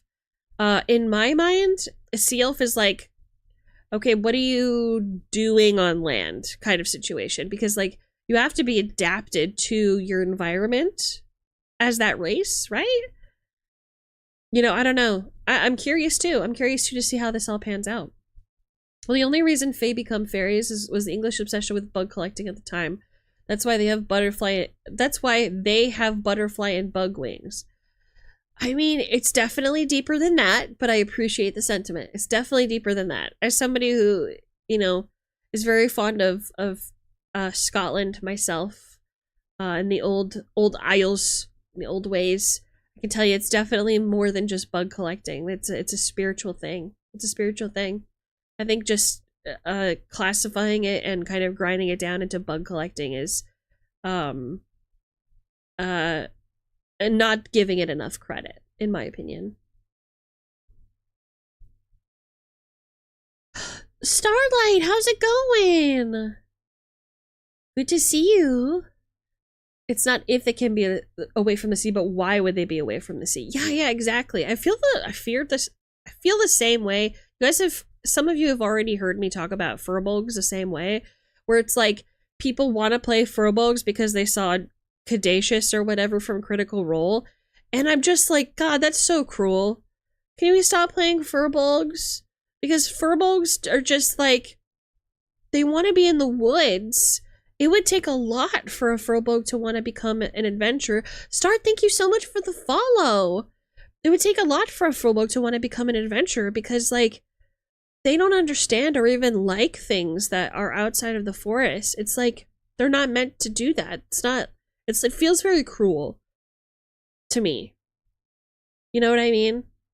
It's like making a dryad adventure. It's like, okay, you could literally pick anything. Why this one? These are the ones that, like, cannot stray from their forest. Why do you want to be, why is it important for you to be this one? Just be a wood elf. Like, I'm not saying that it doesn't give you an interesting concept for a character, but you have to really sell it when it's something like that for me. For me personally. Some DMs don't care. I do. You guys already know how I feel about, like, classes and races needing to be thematic and there needing to be a reason why you're choosing them. I will never be the kind of DM that doesn't ask you why. If you're coming to the table with a character sheet and you're not prepared to answer my questions, unfortunately, you did not come prepared. Because I want you to be in love with the character you're playing. This isn't a character sheet that I'm going to throw over my shoulder and treat like shit, because that's not what you expect, and I expect the same thing. I expect that when you come to the table and you have a character sheet, that there's a reason why you've made the choices that you have, both in character and meta-wise. If you've chosen a sea elf, why is that important to you? Why was it important to you that you chose a sea elf? Why does it have to be a sea elf for you? Why no other race? Why did it didn't work for you? What's connecting you there? You know, I want to know.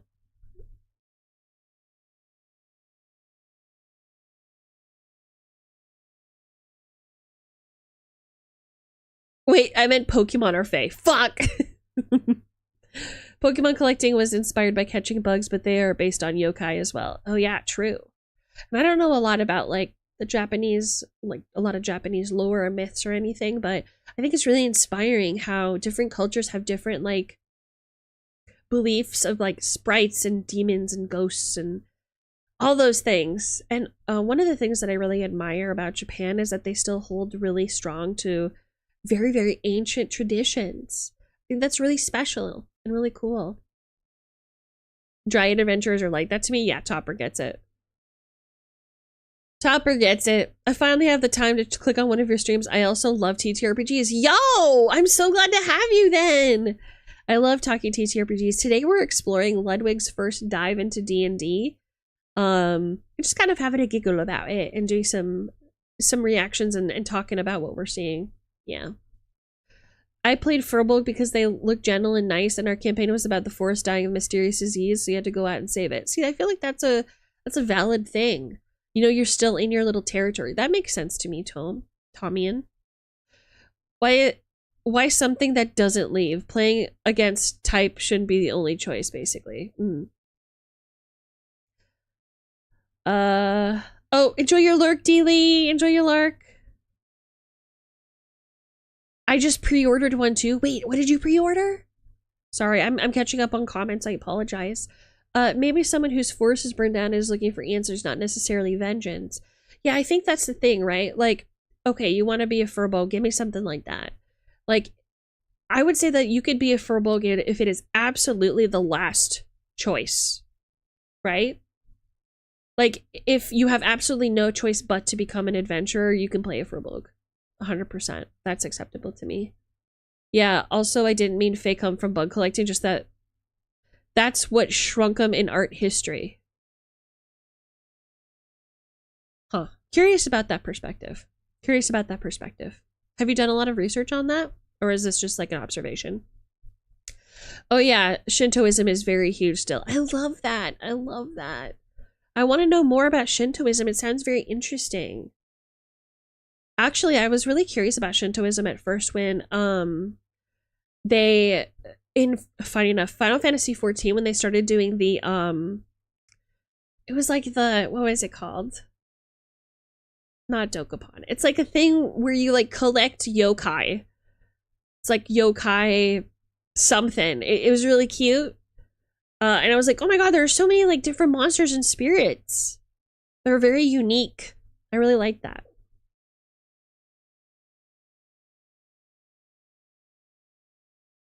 Japan, where ancient tradition meets modern technology. So true. As a Scottish guy, I can tell you with confidence that fairies were always tiny little fellas. The fairy wings are more a modern thing now. Oh, I see. I see. What about like the beliefs about like the spirits and stuff like that? Like, were those considered? Because from what I understand, I'm not a Scottish guy, you know, wasn't built and bred there. I'm just curious. Like, I understood that there wasn't a huge or clear distinction between like the gods and the fae. Like a lot of things that would occur in real life could be attributed to either. Just before like Christianity kind of came in, if you will.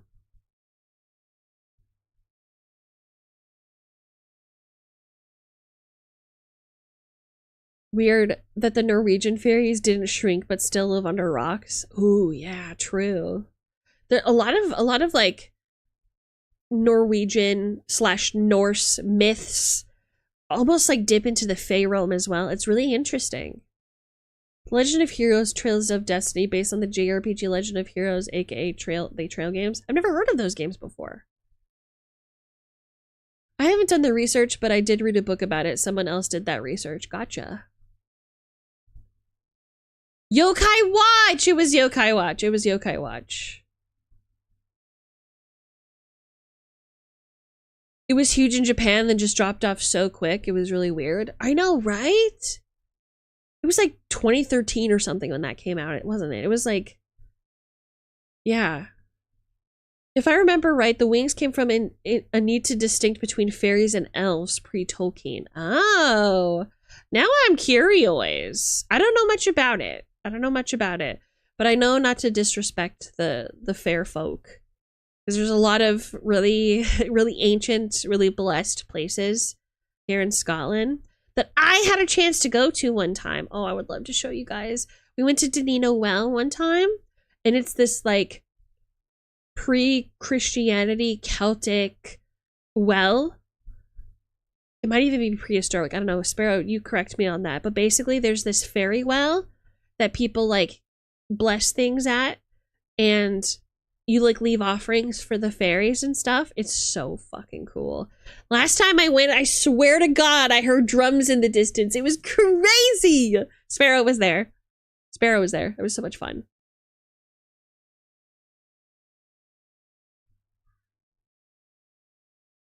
It's very muddled because the Christian domination of the continent kind of retconned a lot. Yeah, that's the thing, right? That's the thing. A lot of things were just like destroyed when Christianity came and like tried to rewrite the history and the beliefs and things, right? like the Morrigan, for example, like highly and deeply tied to Scottish/English lore with, you know, the Arthurian legends and everything like that. She's considered to be like a goddess, but she's also a spirit, but she was also a real person but mythical hero. It's like there's a lot going on there. And I just fucking heard a crow outside. That was so timely. And it's like, it's that, again, that like lack of clear definition, you know?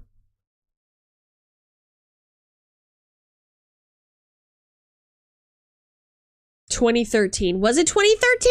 I was right.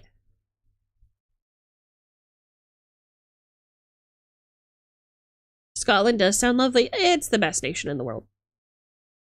There's a lion-headed god that shows up in statues in, I think, Ireland and Wales that we don't know the name of anymore. Always thought that was cool. Interesting. I don't know anything about this. Do you know what it's called? That place was 100% a Feywild gate. Yeah, okay, so you agree with me. That place was fucking crazy. It was like middle of the day. We go into this forest. It's not a very like deep, dark jungle or anything. It was like kind of a sparse forest where there were like trees and like they were reasonably sized, but it wasn't like dense, right? A pretty sparse forest. Middle of the day. All of a sudden, there's some places of this woods that just start getting dark. And then we start hearing drums and we're like, what the fuck is that? It's crazy. It was so cool. It was so cool. Have you heard about Household? No, what is that? Arthurian legends are an interesting one because they're Christianized setting, so a lot of the discussions about the Fae are muddled. Yeah, but like, okay, maybe I'm just a fan of the series that I like the most about an Arthurian legend that maybe isn't like the true legend, which is The Mists of Avalon, which is like a retelling of the story of Arthur, but from Morgan Le Fay's perspective. And I'm liking a lot better. But basically it talks about how like it talks about like the tipping point between Christianity and paganism and how it like affected the land and the people in it during that tumultuous time. How like witchcraft and like obeying the old ways no longer necessarily served people anymore. So it's really interesting. Really, really interesting. Yeah, like Merlin was two real people in theory, like they accept people he's based on existed, I guess, which is weird, the history. You guys got me so curious. I want to do more research. I'm very curious about what the story is. I had to draw a lot of Pokemon and Broly for my kids while teaching in Saitama. Really? So what would you do? Would you like draw it on the board? What was the situation like that you would be like, like was the class like in an uproar and you were like, I'm just gonna draw Broly really quick? Just like calm down. That's funny. It's a Fey role system with a lot of lore and great art. Everything revolves around an abandoned house that has been taken by the Fey and how they magic distort everything and to feel its narrative. Really? Ooh. There's also a Scandinavian TTRPG that Quinns of Quinn's Quest reviewed called Eisen. Was it called Eisen? No, it was called... Shoot, I'm gonna need to watch it again. Anyway, it was about Fae. You play as investigators who own this big house that you can customize, and your whole thing is to identify and like investigate reports of Fae activity as the only beings in the world that can actually see the Fae. It's a weird one. I drew before the kids got there so they'd be excited. Aw, some of them would come up and draw too. I love that! Were kids really well behaved in Japan? Did you have any issues when you were a teacher there?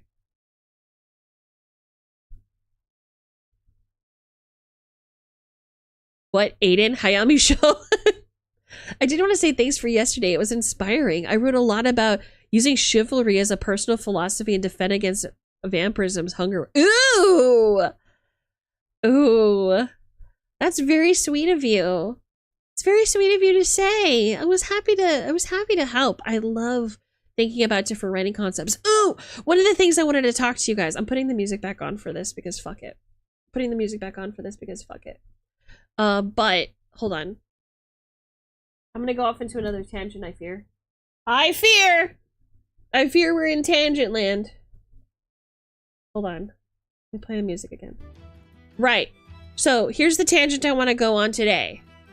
So I was thinking about warlocks, right? And I was thinking about, like, what should I talk about on stream today? I was thinking I would love to discuss / dissect the power dynamic between a warlock and the warlock's patron. Like, I'm really sick. Anybody else kind of really sick? Raise your hand in chat of the dynamic of you're either somehow like romantically linked to your patron, or your patron is like big bad voodoo daddy who's trying to mess you up and steal your soul. Let me give you a couple of really cool examples that I thought of while I was falling asleep thinking about stream today, last night. Here's one. Number one, you are a warlock because your patron needs you to help them.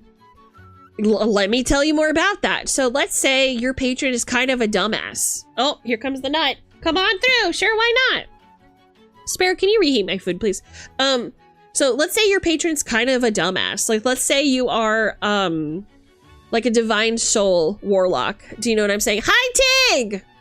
And your patron is like a high level, kind of like half angel Asimar or something like that with a lot of power, but like doesn't know what to do with it or doesn't really like it and is just like, I need someone's help, and like finds you, and you're like a very responsible like party, and like doesn't really know how to like how the partnership works, but like needs your guidance and needs like your inference about the real world to help you make the right decisions or whatever.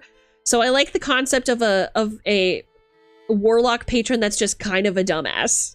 Just kind of a dumbass. And you can take any definition of dumbass that you want. Your patron could just be a dumbass in like the traditional sense, where they're just like surfer boy dumbass, you know what I mean? Where they're just like, hey man, like just do what you want to do, and like you know what I mean? I'm looking for dumbass patron warlocks. That's what I'm looking for. Do you know what I'm saying? And there's another one I thought of. Oh, what was it?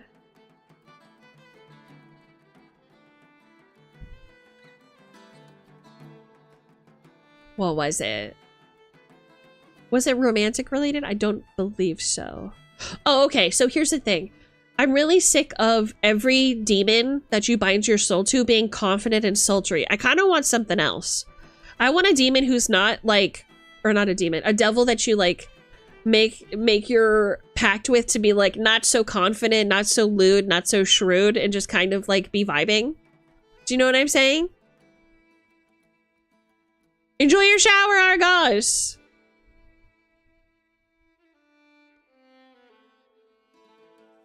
Could Thaddeus be a patron? I'm saying, wouldn't that be interesting to have a patron who's just like LOL vibes and it's just completely chaotic and you're not really sure, you know?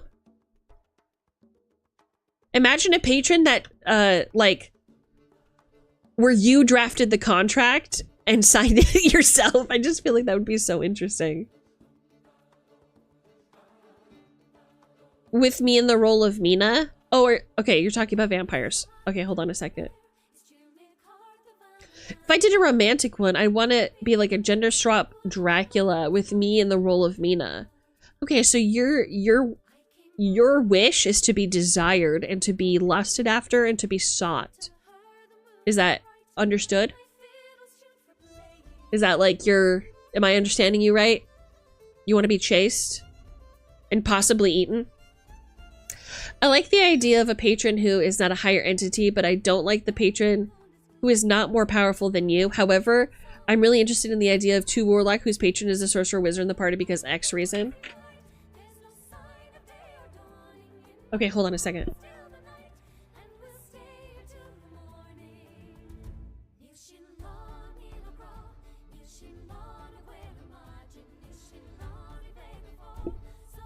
I mean, the sorcerer or wizard being your patron is something that I definitely would not personally allow unless it was like, unless it was compelling, right? As with anything, compel me and I'm yours. Do you know what I mean? Lesser devil that keeps getting bullied by other highly devils who has to make a pact to create the most powerful warlock and show them all. Yes, Tom, you get it.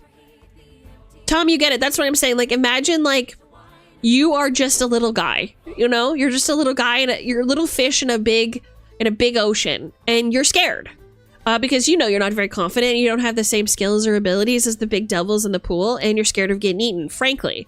And you're tired of being laughed at. So you go to the most high-powered executive lesbian officer in an adventurers guild that you possibly can, and you ask her for help.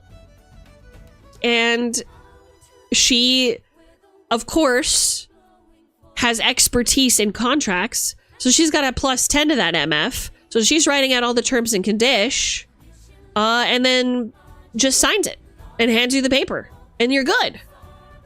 And then whenever you go to the Warlock Pokemon battles or whatever, with the other Warlock deities, patrons, excuse me, clear definition there, then you get to whip out your high-powered CEO lesbian officer to just run shop. Do you know what I'm saying? That's the dream. That's the dream.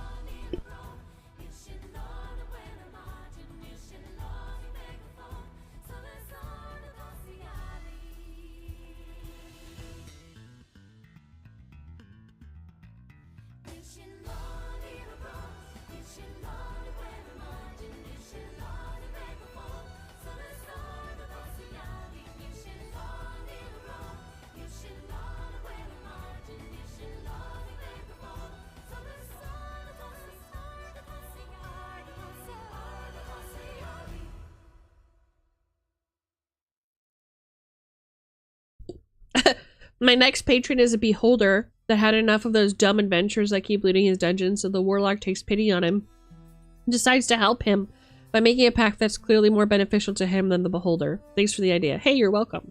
This is the shit I'm here for. Let's start making shit weird. Because, you know, if you show up to the table with a character sheet that says that, your DM's gonna be like, this is brilliant. Thank you. Start with the level of wizard and do this in school so the wizard student is doing the easy way of getting a patron and the patron wants to take over his body to get away from the world where he's beat up. I like the idea of the patron inhabiting the body, the dumbass patron inhabiting the body of his, what's the, so there's the patron, and then what does that make you? The warlock, I guess? His slave. Inhabiting the body of his warlock and being like unsure of what all of the magic buttons do. That's pretty funny. Yes, it is I, Sindrisil. I have been your patron this whole time. Ooh, what's this button do? Cast Eldritch Blast on an old woman. My bad. Car alarms going off in the distance.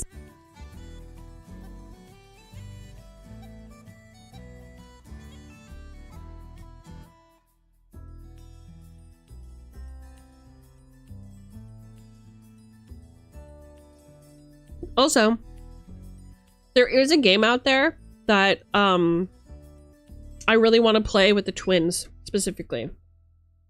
Maybe some of you have heard of it. Have you guys heard of Triangle Agency? Oh, thank you. Thank you so much for the monster and the Snickers. Appreciate that a lot. So Triangle Agency is an agency where you play as like an enigma that has a superpower that is weird. For example, one of the superpowers that you start with is, that you can start with, is, whenever you say, don't worry, we've got time, it, like, stops time, for example. There's another one where someone will say, don't worry, I know a shortcut, and any door they open will lead to a shortcut to wherever they're going. It's like a teleportation thing. but there's a roll aspect to it. So like you say, don't worry, I know a shortcut, and you roll, and you open a cupboard door, enter it with 3 of your friends, and you end up inside of the back rooms instead of your intended destination. It's great. You never heard of this? Okay, I'm gonna pull up something about Triangle Agency. It just has enough of that chaotic energy that I know the twins would love it. If it was like the twins and Swamos, it'd be such a blast.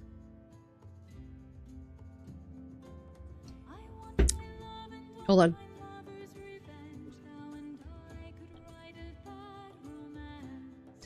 Da da da da da. You and me go like a bad romance. Right. Caught in a bad romance. I do like hearing about the other TTRPGs. Excellent. Enter Triangle Agency. I'm gonna bring the stage back. I know we're flitting to and fro. Welcome to Triangle Agency, ladies and gentlemen.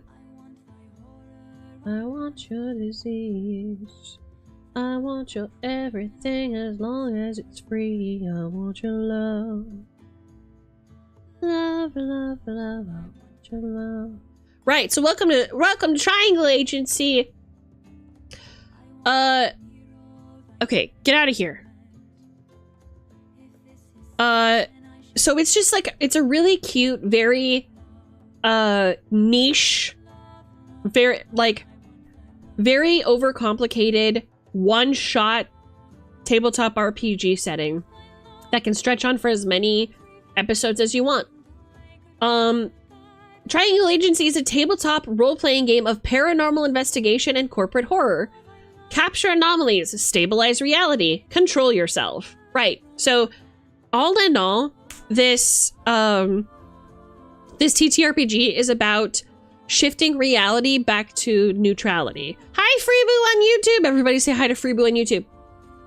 So essentially what happens is you are playing a paranormal investigator who is forced to work for this agency.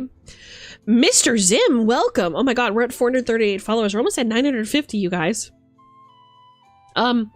You are forced to work at this facility, this corporate agency that deals with anomalies.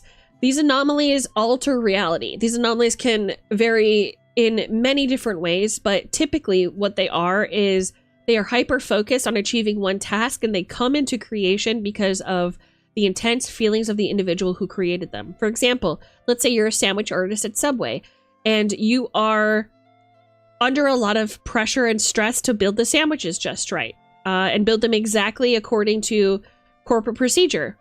If you are stressed enough, this can create a blip in reality to the point where now suddenly there is a monster infesting that Subway that is destroying any of the people there who move around any of their condiments in a different position than where they ought to be.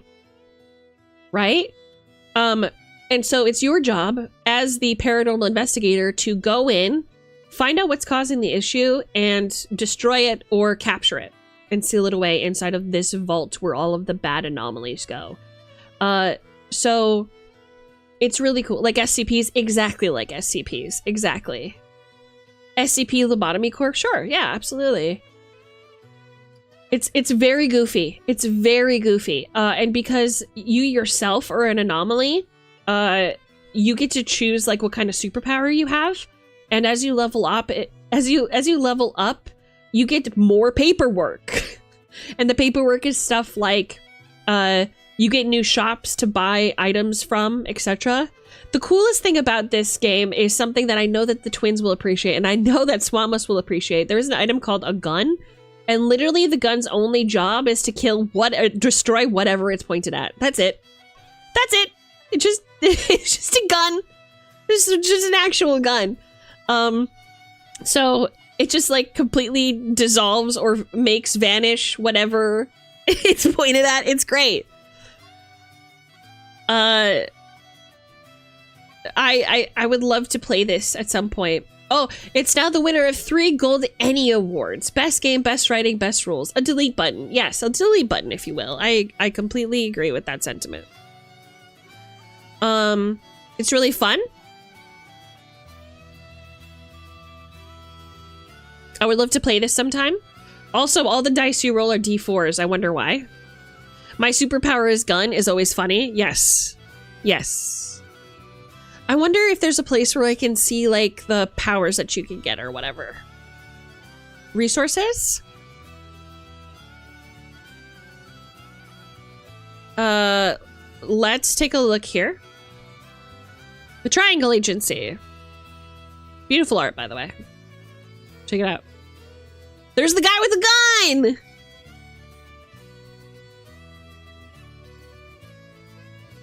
Okay. Wait, you are not authorized to proceed until you have read the terms and conditions located just to your left. If you are reading this document, you have been selected to participate in Triangle Agency's tabletop role-playing game initiative. For your safety and the continued stability of our universe, you are required to abide by the following conditions. Reading pages out of order is dangerous. Attempt at your own risk. Reading numberless pages is forbidden and hazardous to your continued employment. The text in this volume may not be interpreted. You may only read and execute its contents as intended by the Triangle Agency. So, also, like a big thing that creates anomalies is imagination. So that's why the Triangle Agency is like, don't make any assumptions, don't do any imaginings, because it's actually bad. And the whole goal is to like not turn into like an anomaly that's going to destroy the universe, but you end up doing it anyway. It's great.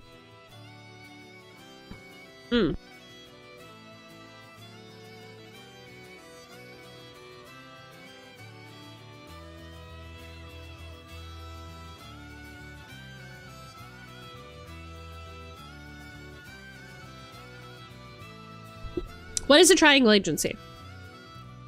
Triangle Agency is a private corporation tabletop role-playing game dedicated to the understanding and containing of paranormal phenomenon in the modern world. These phenomena are known as anomalies. Something we've already talked about.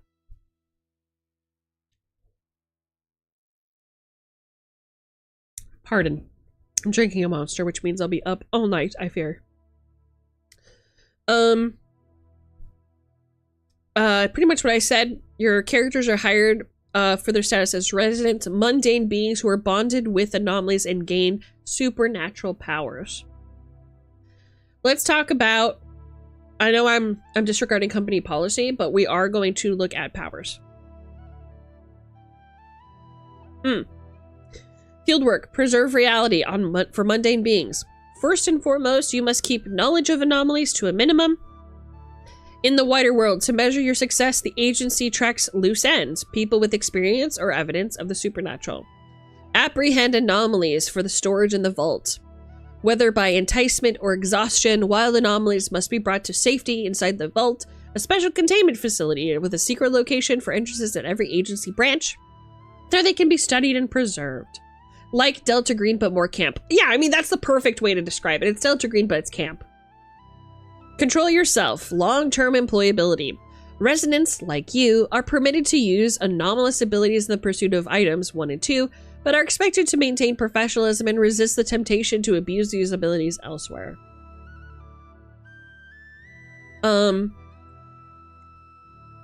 These are all your items, which I'll look at later. I really want to look at the abilities.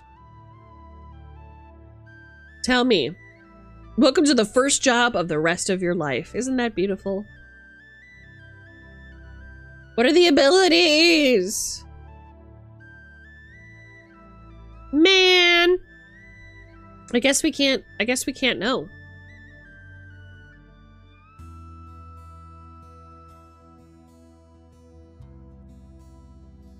Maybe PDF? No. I guess not. Yeah, it's a really simple, like, set of paperwork for character creation. Looks really cool.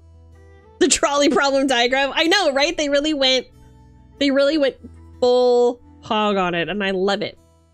Oh man, I finally got a new job at this corporation. I wonder what proceeds to get my ass kicked by psychic ghosts. Yeah, the thing is, maybe you are also a psychic ghost, so maybe you guys just, like, debate morality or horticulture or something. It's pretty cool. Let me see if I can give you guys a taste. I know Quinn's Quest did a review of it, so I'm gonna pull up a snippet of his review just so you guys know, because I've never played it before. I don't own it. But Quinn's has. Ugh. Let's see what he has to say.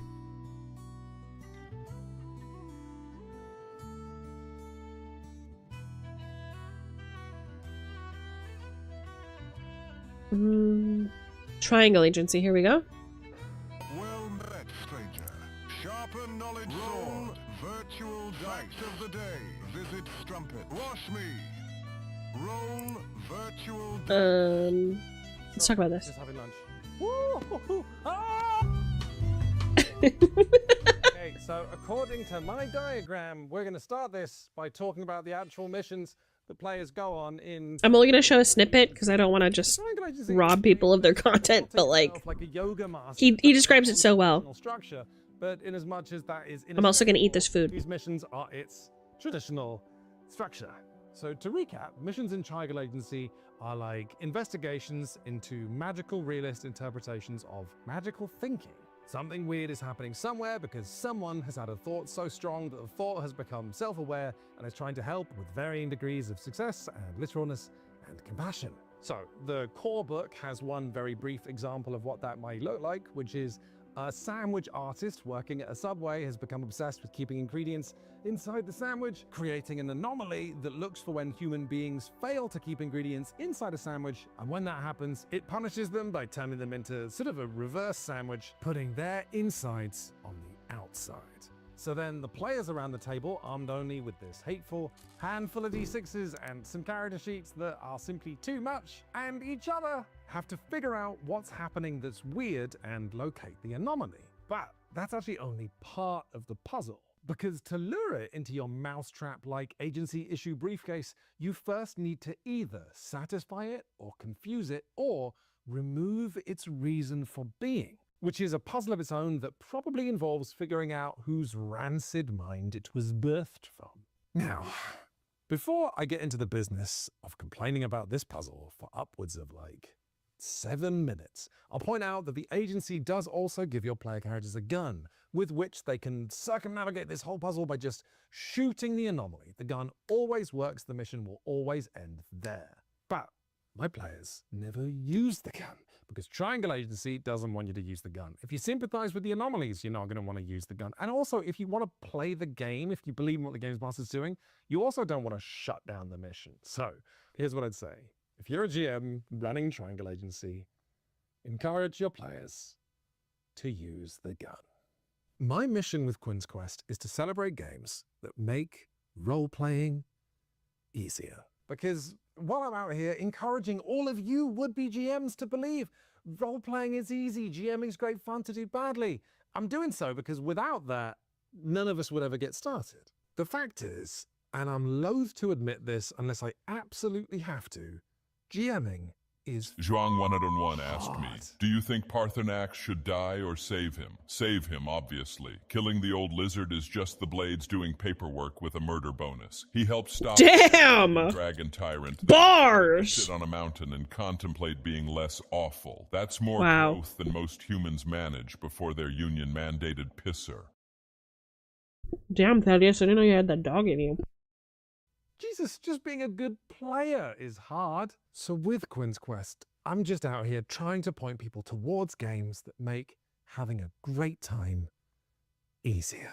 So, if I'm reviewing an investigation game in which players are going to be entering situations without the foggiest idea of what's going on, I want the game to make it easy for players to make steady, satisfying progress towards a conclusion. And ideally, not only is the GM not breaking a sweat, but they look really good at their job. Agree, Argus. A couple of episodes ago, I reviewed Delta Green, a game that says, hey, here are a bunch of investigations with a bunch of threats. We know that guy! We know him! That says, if a player character has a skill, like telling when someone is lying or looking for criminal forensics or hacking a computer, they just pass most of the time. The players just have to point their characters like metal detectors in the right direction, and the room just gives way to another room.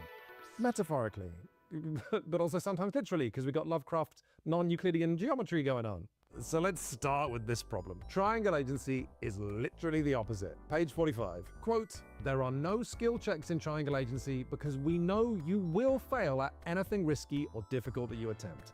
Anytime you think this might not work, take our word for it, it won't." So in triangle agency, whenever the players encounter any obstacle, like trying to gain access to someone's house or trying to wrestle a giant millipede to the ground, the GM just goes straight to narrating them failing unless they use one of their super cool anomalous powers, like, I don't know, the "I know a shortcut" ability of the manifold anomaly that means you can just say "I know a shortcut" and get into someone's basement by squeezing into your car's glove compartment. Or if you need to fight a millipede, you can say "I know a shortcut" and enter a cupboard and then re-emerge through a second-story window and just elbow drop them. And to So, it's pretty much like I said, right? One thing I didn't mention, hi Mikey! One thing I didn't mention was the fact that you fail any skill checks.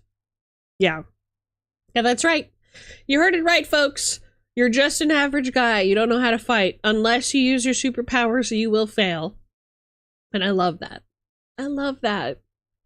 Kind of gets rid of the, like, fear of falling, doesn't it, a little bit? So yeah, if that sounds interesting and entertaining to you, it is. It sounds like it very much is. Also, please subscribe to Quinn's Quest. He is fucking hilarious and awesome. And if you have the spare change, maybe consider joining his Patreon. I know I have. So yeah. That's the whole spiel about triangle agency. What do you think? What are you thinking? You know what never fails? My gun. Yes, this is the way.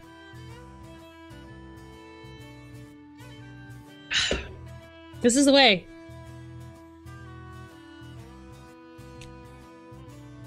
So yeah, there's so many TTRPGs out there that kind of have like your number when it comes to what you're looking for a story, right? Some people aren't high fantasy D&D focused.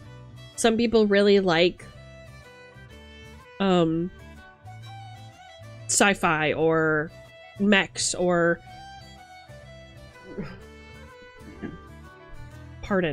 fairies. There's a TTRPG out there for you. You know what I mean? Sounds interesting, but I'd be at a loss on how to deal with anomalies. I understand. I understand. That's something that you would need to investigate, right? Because, I mean, the same could be said for any situation, right? It sounds interesting, but I don't know how to fight a dragon. It sounds interesting, but I don't know how to solve a puzzle. Yeah, of course. You gotta figure it out. You gotta learn what it is and how it operates and what you can do about it within your scope of abilities. You know? But again, you know, this might not be an RPG for you, but it is absolutely the kind of craziness and chaos that I feel like the twins would just fucking yuck it up in, for sure. Chuckles will be had. That sounds fun. I'd love to play sometime. Me too.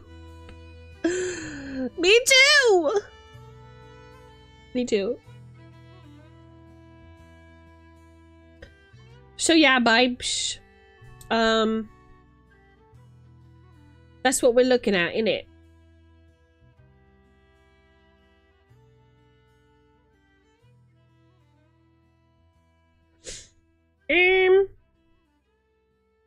I fear... Let me see. I want to look at some of my other React content. Because I was thinking about doing a reaction to the Ludwig thing, but like... It seems like it's a really long video.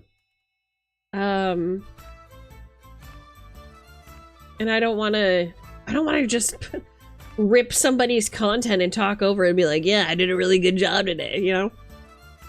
So I have a few other things saved that we can watch. Let's do that. Ba-da-da-da-da. Okay. Hello. Let's talk about D&D campaigns that ended before they began. I split my 4 players. I haven't seen any of these. I split my 4 players into 2 parties.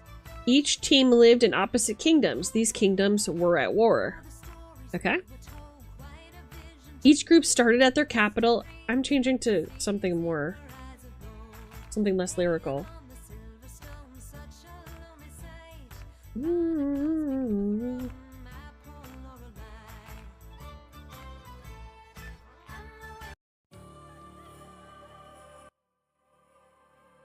There we go. Each group started at their capital and moved troops to towns heading towards the front lines. They needed to use charisma to gain supporters and new troops, spend money and resources to feed, clothe, and weaponize their soldiers. With each success, they would gain XP to level up or gain a new military rank. Okay, sounds cool. After a few skirmishes, they could identify soldiers that needed to be moved up in ranks, so they began creating their own subordinates. Because the land they lived in had been savaged by a war for millions of years, the land had magical pitfalls where magic was in abundance or a dead zone. Magical relics littered the land. One army found the ability to gate some soldiers across the land some distance ahead and overtake an enemy town. Okay. Let's get to the point here. This is cool, but like let's see it. Because of scheduling complications and player frustrations, we all agreed to end the campaign early. We had continued that enemy town that was taken over may have been the linchpin to decide the entire battle, but we may never know. I mean, who hasn't been in this situation, right? As a DM? And this kind of goes into something that I talked about recently, which is I think it's important to give players an end, an idea of when the end is. So saying, like right from the jump, we are going to be running 10 sessions of this game. We're going to be running 3 sessions of this game, right? And doing that, at least for me, has been so much more freeing. And it's so much easier for me to say yes or no to a campaign with honesty. Because there are sometimes when, if you leave it open-ended like that, especially for my nervois, you know, autistic babes out there, like, the idea of running D&D is great and fun and all, but after a year and a half in playing, you kind of just start yearning for something new, unless the game is, like, really, really good. You know what I mean?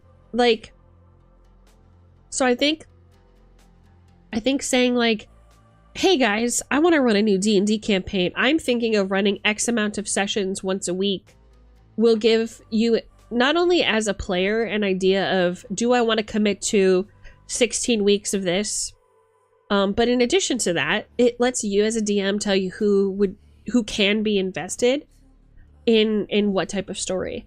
Like, you don't want to pick players who don't have, like, the time to be at game. It's just, it's tough for everybody. And that's, like, obviously not a dig to people who have lives outside of D&D. Absolutely not. You're allowed to. I encourage it. It's just like, sometimes as a DM, there's just this desperation, this like light inside you that's busting out of your chest, that's like a story you really want to tell, and you have like the perfect party in mind to run it, and you just want to like see it come to its fruition. You're just so excited. But like, nobody has that same vision as you. And sometimes like the players don't work out that way. So one of my new like go-to DM tips for sure has been, have a clear end in mind. It has been said many times before that it's way easier to get players to agree to a one-shot than it is to agree to a full-blown campaign. And it works off the same principle. We're going to be running maybe 4 sessions of this as an honest assessment, as opposed to saying, hey guys, do you want to play D&D with me? And hoping that the encouragement and engagement throughout the entire series is high. It's a big ask, isn't it? Yeah, just, I mean, think about it from the lens of the most popular series is out there, right? Critical Role has hundreds of episodes, sure. But like, let's say Fantasy High, you know what I'm saying? Dimension 20's official tabletop games, just as an example. Those have maybe like 10 episodes? 10 episodes. That's 10 sessions where they're playing the same character, and then there's like a beginning and an end in sight. And it takes like a really, really skilled dungeon master who can like navigate what the players want and help them get downstream the fastest, while also making those moments feel like personal and relevant, you know, to the story. That sounds like it would have been better using a different game other than D&D. Like, that's a full-on large-scale tactical war game. I know, right? Well, here's a funny thing, right? Dungeons & Dragons started as a war game. That's how it started. TSR started Dungeons & Dragons inspired by Tolkien to be like a war game simulator. And now here we are where people are like, I don't feel like playing a war game. It's very funny. Ugh, they could have just played Risk. True. Is there a sign up to go on the roster for alternatives? I literally just showed up. Is there a sign up to go on the roster for alternatives? For what? Sorry, I was just kind of yapping. Sorry, I was just kind of yapping. Okay. What else we got? I just saved this video of Matt Mercer setting up. Ability to finally bring my players into Malaeus Mir. I wanted to give them just because I think it's cute. Look at this man. To play if you want to do weird games if someone drops out.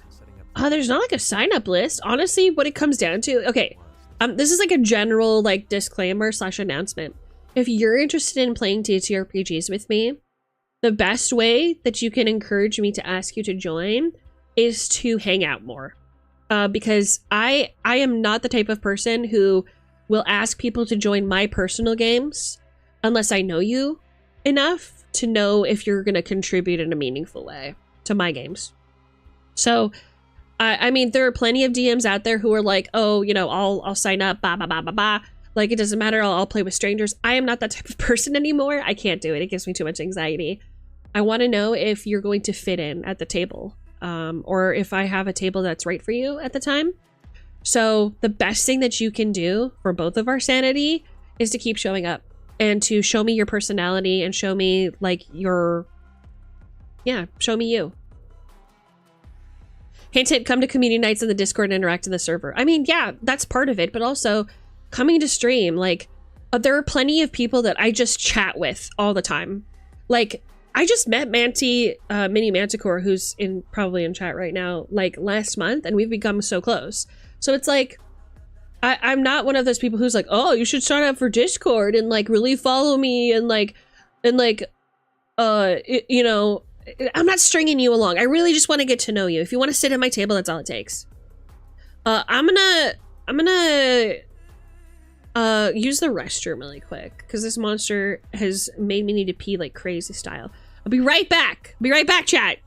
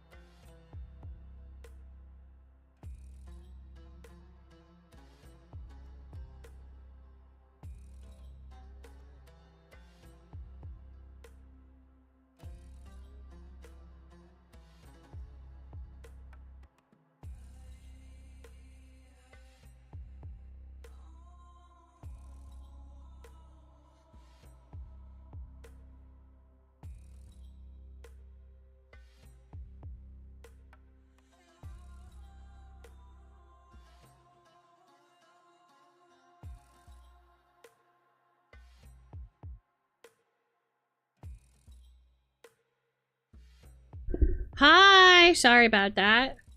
Sorry about that. Oh wait, I'm at the wrong screen. Hee. I had to pee so bad, chat. I had to pee so bad. Pardon. What did I miss? What did I miss? I saw the word wart. Talk about warts up in here. Am I cooked, chat? Nah, but you're super welcoming, but no way to know other than asking. Yeah, absolutely. Squeaky wheel gets the oil, right? Vibe checks are so important. Yes, absolutely. I need to see how you interact with people. I need to see how you interact with me. How well you do in the community. Like, if... I have made friends in the TTRPG sphere that, you know, have a background in big business and really go places with their career, but I don't know them well enough to invite them to my table. Like, you have to put in the effort a little bit for me, because I'm not interested in telling stories anymore that are just throwaway. My D&D games are a chance to not only get to know you better, but to like entertain you and to please you and to like flex my muscles a little. And because I know what kind of product I'm giving, the people who sit at my table I have very specific requirements. You know what I'm saying? It makes me sound like a bitch. I don't fucking care. Like, I don't fucking care. You know what I mean? Will I be a player at a table that I'm less familiar with? Absolutely. I'll give anything a shot at least once. But running a game, it's so important and special to my heart. You know what I'm saying? So, yeah. I would love to see your beautiful faces as often as possible so I can get to know everybody a lot better. You know, it's not like we're a massive guild where it's difficult to, you know names, blah, blah, blah. It's really easy to get to know me. I feel like I'm a very open person, and, you know, trying to stay out of the parasocial territory, but I care about my community deeply. I'm very loyal to you guys.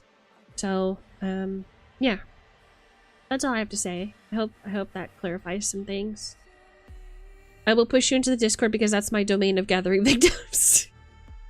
Oh, Argos. Alright, gotta get back to work. I just popped in to ask. No worries, Topper. Thanks for stopping by. Always a pleasure to see you, my friend. I know you for a few minutes. I can know you for a few minutes and decide if we click. That's what happened with Esme. True. Though, to be fair, and we've discussed this before, frogs are like the foundation of our relationship. And they should be. They should be the foundation of every relationship. End of. Did I click, or was I like a wart and grew on ya? You clicked for me, at least. A little bit of both. A little bit of both, what can I say? So hang out and chill. If it doesn't happen, it happens, and if it doesn't, shrugs. Noted. Also, if she's running multiple tables and multiple games and tables and stuff, that's got to be a huge level of pre-work. I gotta say that's a thing I don't see in online DMs mostly these days. I know everyone's experience is different, but it's kind of a green light as a player to also put a bunch of effort into backstory stuff. Kind of neat. I hope that's more the rule than the exception now. Yes. Yeah. It's a busy life. I do streams. I have like at least half a dozen pots on the stove right now, stirring, boiling. But I always try to make time for you guys because you're my life. You're my lifeblood. I love you so much. Gotta dip for 30 minutes, walk to work. Okay, Argus, walk safely. We'll hang out in VR chat one day. Hell yeah, let's do it, dude. Let's fucking do it. I'm excited for that. Looking forward to hanging out with people in VR chat for sure. It's gonna be a good time. All right, what else we got? This music isn't really doing it for me, chat. Very, very hypersexual music. What the heck?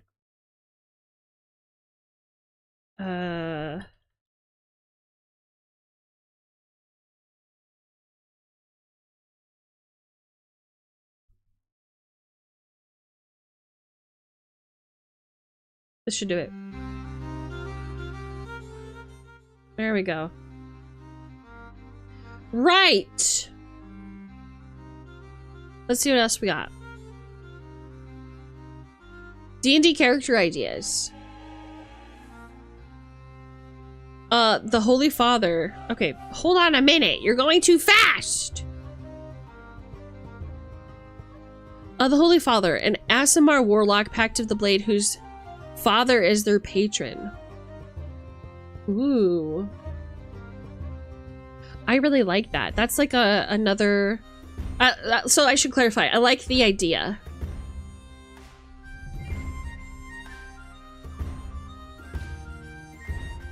Pact of the Blade. Why Pact of the Blade? Whose patron, whose father... The part that I like is father is their patron. That's really interesting, because then your story becomes all about, like, appeasing family and finding your own identity outside of, like, what your expectations are, both as a son and as a, I guess, scion of this major power in the stratosphere. So that's an interesting story that I'd be interested in telling for sure. The Tardy Cleric, a death domain cleric that focuses on resurrection, not healing. I'm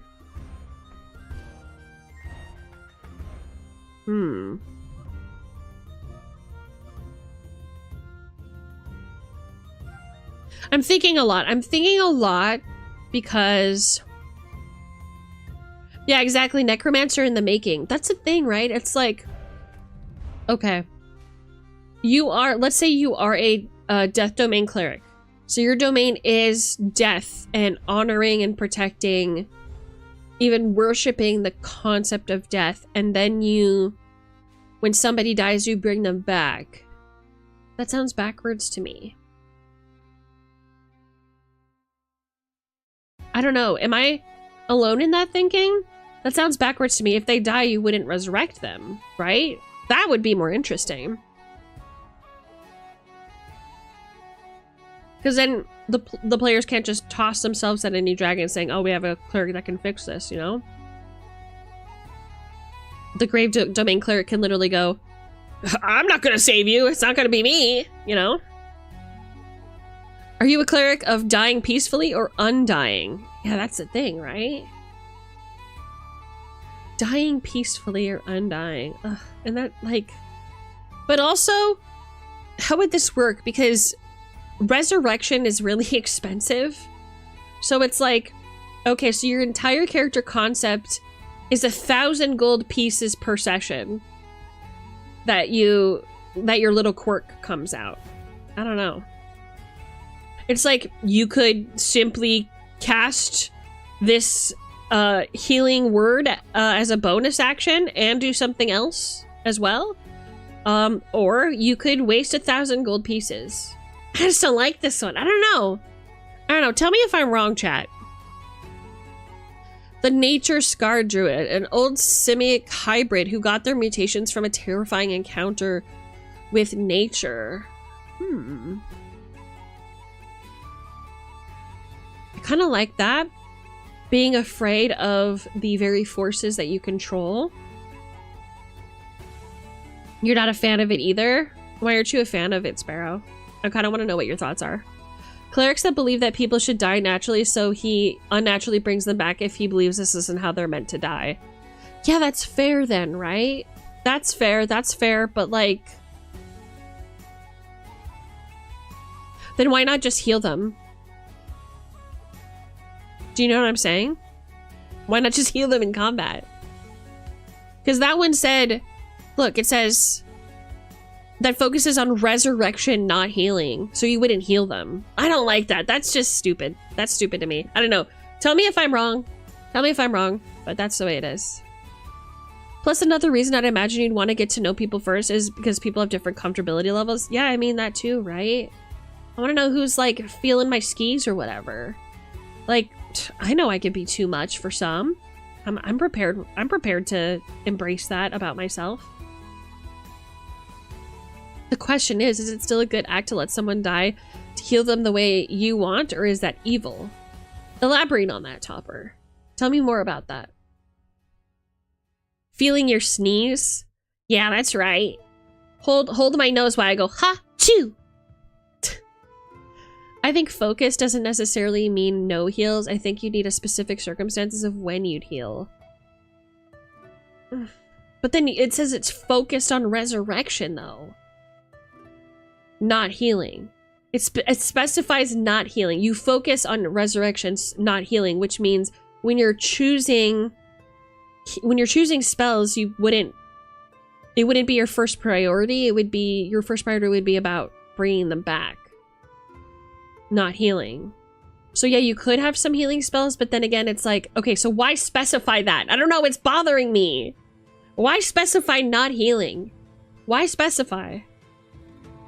It's incredibly impractical and forces the rest of the party to focus on healing instead because they are going to want healing.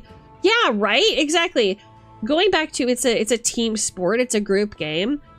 Like, you have to understand the mind of a support character. Like, if you're there just to do the highest DPS, again, I feel like you're just not focusing enough on character growth or the story that you're trying to tell or the other people at the table. Hell, guys, just think about it. Like, your world could completely change just by doing something for someone else one time.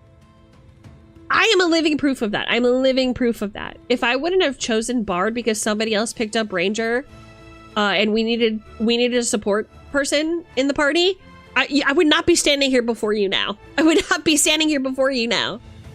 So, like, just sometimes it's just about, like, doing the right thing for the other people there. But also make sense with your fucking backstories, man. I don't know. That shit just doesn't fucking sit in my brain properly. Do you know what I mean? Clerics use positive energy to fight the forces of evil. If you're fighting natural death, that doesn't sound like positive energy to me. Like, heal spells hurt zombies because they're negative magic unless we've lost that in more recent versions. Yeah, unfortunately, we have. We have lost that, unfortunately. I fear. I fear. And what would they do during a fight? Exactly. Maybe if it was a group of misfits who might be morally ambiguous. But even then, at the end of the day, it still can't be, you know, an individualized story. It still has to be for the team. Like, at the end of the day, no matter how morally ambiguous you are, you still have to, as a player, be playing with focus on teamwork. You know? At that point, don't even play a cleric, honestly. Finally. Finally, someone said it. Finally, someone said it. That's how I feel, too. Just don't play a fucking cleric. Just play a sorcerer or some shit. Fuck it. Sounds like a necromancer hiding as a cleric. Yeah, agree. Story-wise, the rest of the party is like death row criminals and he makes sure they finish the quest. Yeah, that sounds cool, but again, just like make sure that you have healing spells then. Because it's like Sparrow said, the party's gonna want healing. The party's going to want healing. And it's incredibly impractical to bring somebody back. Are we forgetting that you need a diamond worth at least 1,000 gold to resurrect somebody from the dead? It's not that easy, folks.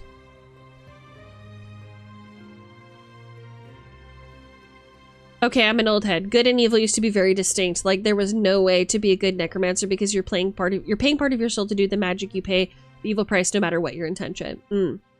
Yeah.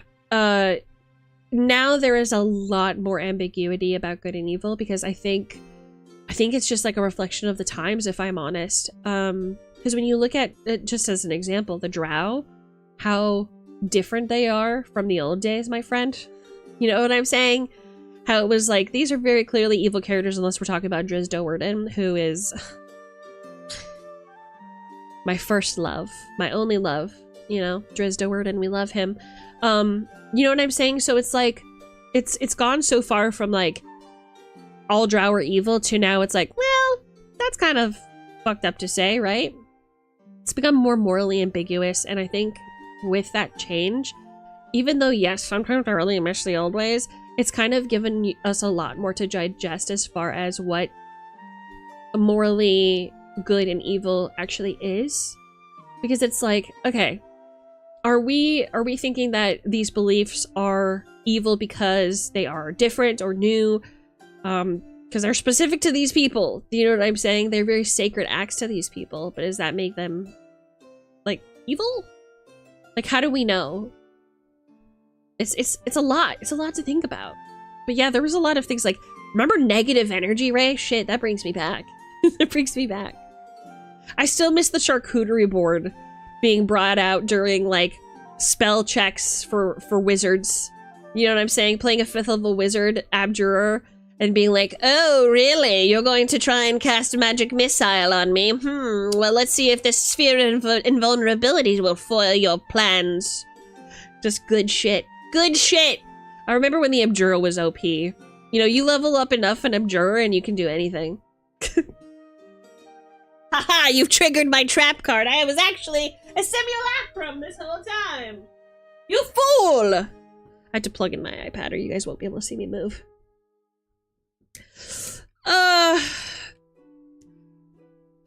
Defined good really stresses people out. Yeah, definitions really stress people out these days, I fear. Yeah, dude, what's the point of being a male drow now? I have no matriarchy to fight against. Driz did so much damage to teens in my day. Get ready for an OC of him being in every party. I'm saying. I literally, my first ever OC, her name was Drizzle. Her name was Drizzle. OC do not steal. And she dual-wielded orcish daggers from Elder Scrolls because my favorite game at the time was Daggerfall.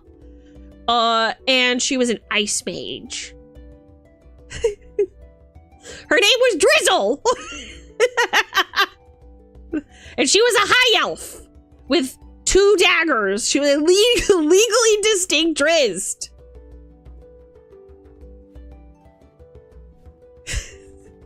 But also, like, the first ever, like, fan fiction, like, love story that I wrote was between Drizzle and Drizzt. Drizzle, much like my current, like, love affair with female characters in the smut that I often read, Drizzle was like a hard ass. She was like a hard ass who, like, you know, would punch bad guys in the fucking mouth and stab people with her daggers and cast Ice Bolt. And everybody was like, oh, Drizzle, you're so beautiful. You know, now that I think about it, she was just Xena Warrior Princess with Drizzt as her love interest. Yeah, okay, that makes sense. What can I say? I'm a big fan. What can I say? I'm a big fan. Wouldn't call myself an original creator by any means. Oh, Drizzle. Miss you, babe. I remember, like, some of my first ever drawings when I was a kid were of Drizzle, and it was just like this, like, yellow elf with white hair and purple eyes. And I wore, like, this orcish cuirass and a full set of orcish armor, plate armor, and I would go into towns and fire my fireball at city guards because, like, or fire my ice bolt, excuse me, at city guards because, like, I didn't take no shit or whatever. And then they would chase me down, and then I would hide in the Mages Guild and fireball them until all their numbers ceased chasing me due to lack of resources. And then I would kill again. I was also really in love with, okay, has anybody ever heard of the Redguard series? It's a really terrible, really terrible PC game that is just broken to hell from the Elder Scrolls series. The main character's name was Cyrus. I had a big fucking girl crush on him too. So Cyrus was one of my boyfriends. It was Drizzt and it was Cyrus from the Redguard games. I was in love with them. I was like, oh, I'm gonna be their girlfriend.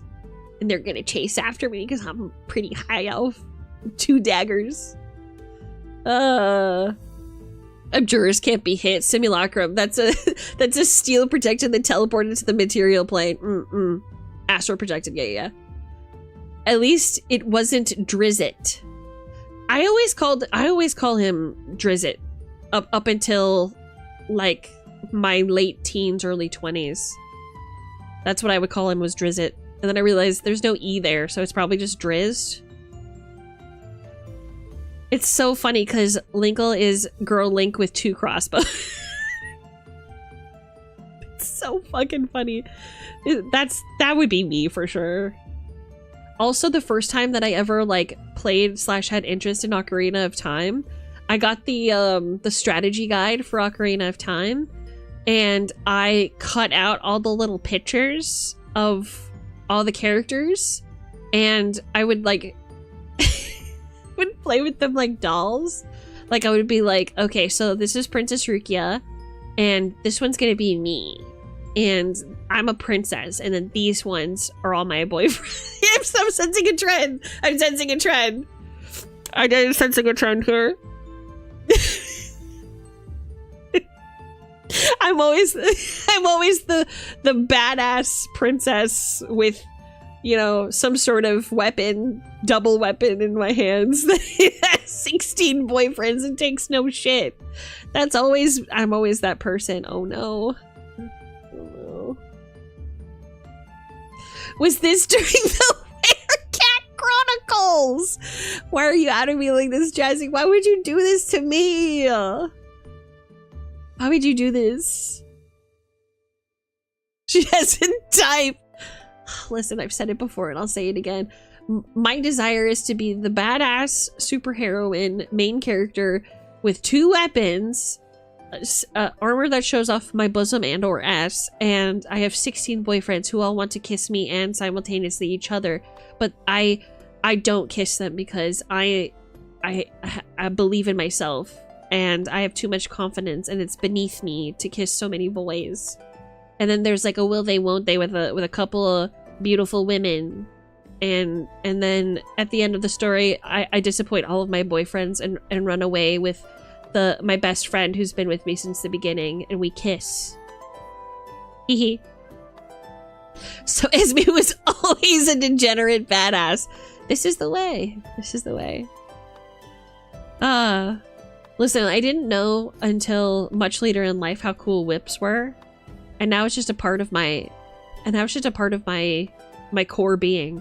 You know, the second that you use a bullwhip once in real life and you hear that crack and the adrenaline just soars through your veins, those are the moments that you remember and that like tie you to the weapon in the universe. You just can't escape it.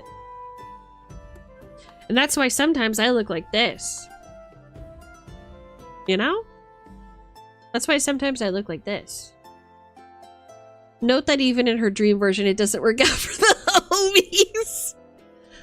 You know what? Keep trying to convince me, though. Maybe it will work. Keep trying to kiss me or whatever. Maybe it'll work.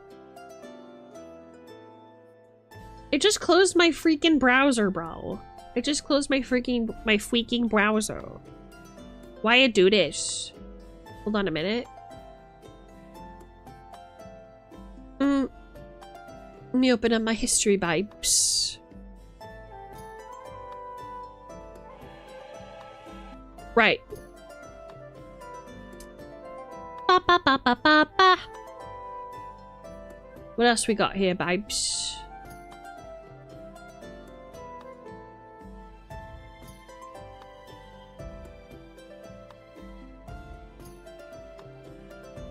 Okay. Where were we? No. Pause. I don't want to listen to your music. I just want to see your ideas. Please. Next. Wyatt no go, chat. There we go. Okay. The Heel. A half-orc barbarian that focuses on grappling and positioning rather than raw damage. Ooh. The Turkish oil wrestler half-orc barbarian. I mean, so in Baldur's Gate 3, you can turn Karlach into a barbarian that just has like enraged throw, and giving her the ring of flinging plus enraged throw plus a javelin that has return on it is a crazy combination. But also sometimes you don't use the javelin. Sometimes you can use a cauldron or a skull or a pot. And you'll just decapitate MFs with it. I think that this is a great combo. I have no notes. You know? I guess, no, I lied. I always have notes. My note on this is like, okay, why don't you use weapons? Like, what's the backstory reason why your guy just wants to like grab on people? Is it a cultural thing? Tell me more about your culture. Where'd that come from? You know, I want to know that. I mean, like all other toppers, I'm trying to build my own party so we're more like franchises across the street from each other. I understand. Right. So these were all interesting concepts that I don't mind. What I do mind is the AI art. I'm really fucking sick of seeing this shit. Get this off my screen. Get it off my screen. Oh, did you know I had a TikTok? That's right, chat. I have a TikTok. It's the best TikTok out there. And if you want to be a homie, consider checking me out and following me on there. That's all. Okay, let's see. Have we already seen this one? I feel like we have. We did. Okay, fuck it. We've already seen this one. We might have already gone through. Okay, so this one's good. This consumes my entire life. DM pro tip, be an asshole, it's fun. Alright, so here's the deal. I love this, and I also hate this. Because, okay, two perspectives here. A, sometimes it feels good to yoink some of the players from this mortal coil and give them a right fright. Am I right? Give them a right scare. Impale one of your players as a little treat, you know? Part of me is like, ooh, yummy. Rubbing my little fly hands together. And then the other part of me is like, oh, that's no fun. Because they have no way to, like... Thank you, Silver! They have no way to, like, anticipate this, right? They have no way to, like, change their fate on this, so this just feels bad. Here's where I feel like it would be acceptable. If there were signs that they could pick up on and they chose not to. Not to do checks for. Like, oh, you failed your perception check, so you didn't know that actually there was a huge ballast outside this door. No, I'm talking like leave a note on a door saying, hey, don't walk through this door. There's a loaded ballast on the other side. Somewhere in leading up to this passage. And then if they decide just like not to do any investigation or read any of the signs anywhere, then I feel like maybe this is warranted. Just a little treat. Just a little treat. You know? Maybe it won't kill them. Sometimes it makes me feel like a big man to just behead one of the players and drink their blood straight from their skeleton, you know? Sometimes I need that kind of nourishment. And it's nothing serious and it's nothing like personal or whatever, but there is cruelty and darkness inside me that I have to unleash on somebody. And sometimes that transpires in the way of a ballistae being pointed straight at the door you're about to walk through. I just want a little bit of blood as a treat. As a treat.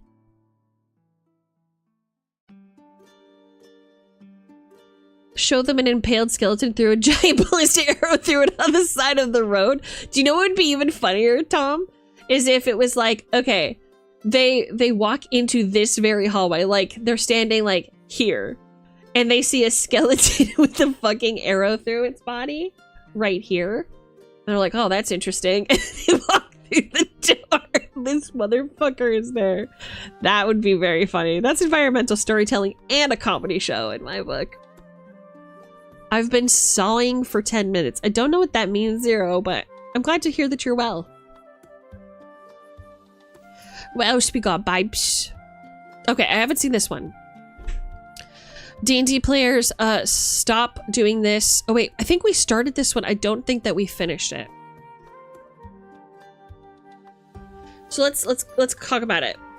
Stop fearing mistakes and start making choices. Yes, yes. There's so many times throughout our lives that we are too cautious. I think we need to remember that we're playing adventurers. Underlined on the adventure part, right? That presumes danger. You can be cautious or whatever, but you should be excited to risk your life for whatever treasure and excitement awaits you. So those people who just kind of like hang back and just like don't interact and just follow the crowd, like, I get it, you're a follower, but also show us a little enthusiasm, yeah? Give them 10 seconds to figure it out. Exactly, Tom. The kingdom key I've been making looks clean, but I only have a hand, so it's taking a while. Oh yeah, you're making a Kingdom Hearts thing of wood, right?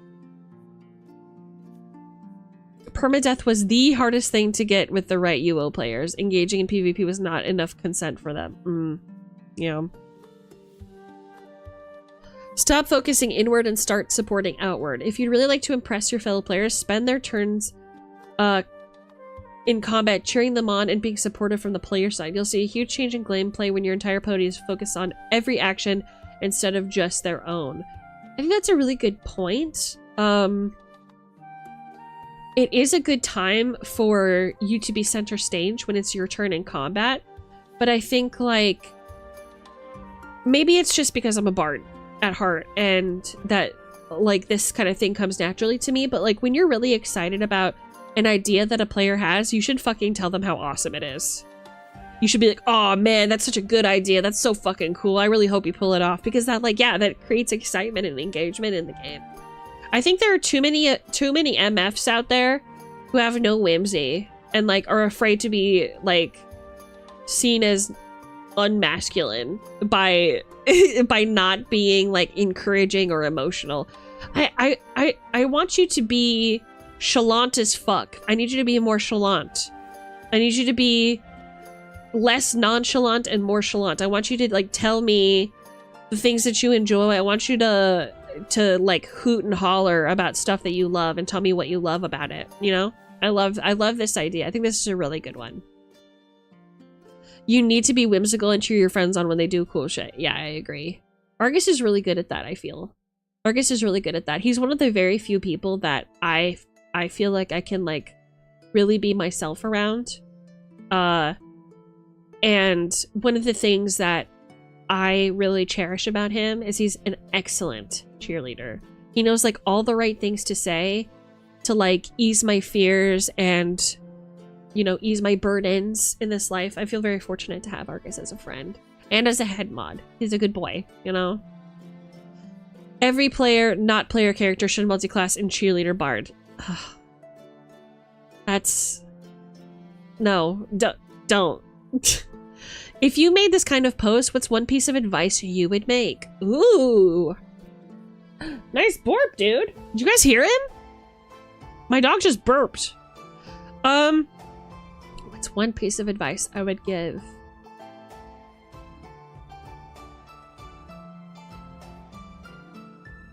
I love this question. God, I have so many pieces of advice. So let me ask you a pre-question answer. A piece of advice for a DM or as a player? Specifically. How do I acquire whimsy? I'm all whim shy. How do I acquire whimsy? Whenever you feel excitement, you should proclaim it. You should say, this makes me feel excited. Start there. My purpose in game is to deny damage. My purpose at the table is to say, oh shit, that's so cool at the right moment. Yes, Topper. Yes, yes, yes. Yes. Topper, I'm curious. So it says Captain Topper. Does that mean you're in the military? You said you're from the South and it has the word captain in it. I can only assume you're military. Or is this just like a fun little title for you? Let's go DM then. You could spoil us and give us two. Okay. As a DM, I would say my biggest piece of advice would be to do research on your players. And to make sure that you remember important details about them. And if you don't think you'll remember, that you keep them behind your DM screen to refer to.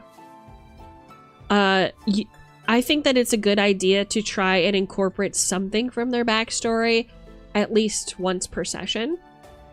And that's not in a big way either. We saw it with the live game that Ludwig was doing, where Ludwig's DM was telling them, like, oh, you see your, like, dragon wing bow. That right there is pointing to the character's backstory. That's something special about them. That's from their backstory that the DM goes, hey, look, I know something about you. I know something about your character. I'm bringing it up now. It wasn't this whole, like, cutscene about the bow or where it came from. It's just, like, a touch. Just touch on something from their backstory. Even if it's just a moment. Let's say that they pass a roll. You go, you remember your teaching from back when you were in growing up in your village as a wannabe ranger, you remember one of the first lessons that stuck out to you was how to properly set a small animal trap using very few materials, and you're able to fashion a small but crude but sturdy animal trap to catch your next meal. Just something like that, you know? You want... The thing about being a DM, and I've said this a billion times, but I'll say it a billion more, is you're like a service top. You kind of have to like... You want your characters to feel special. You want your players to feel heard, and that their efforts to sit at your table were valid and worthwhile.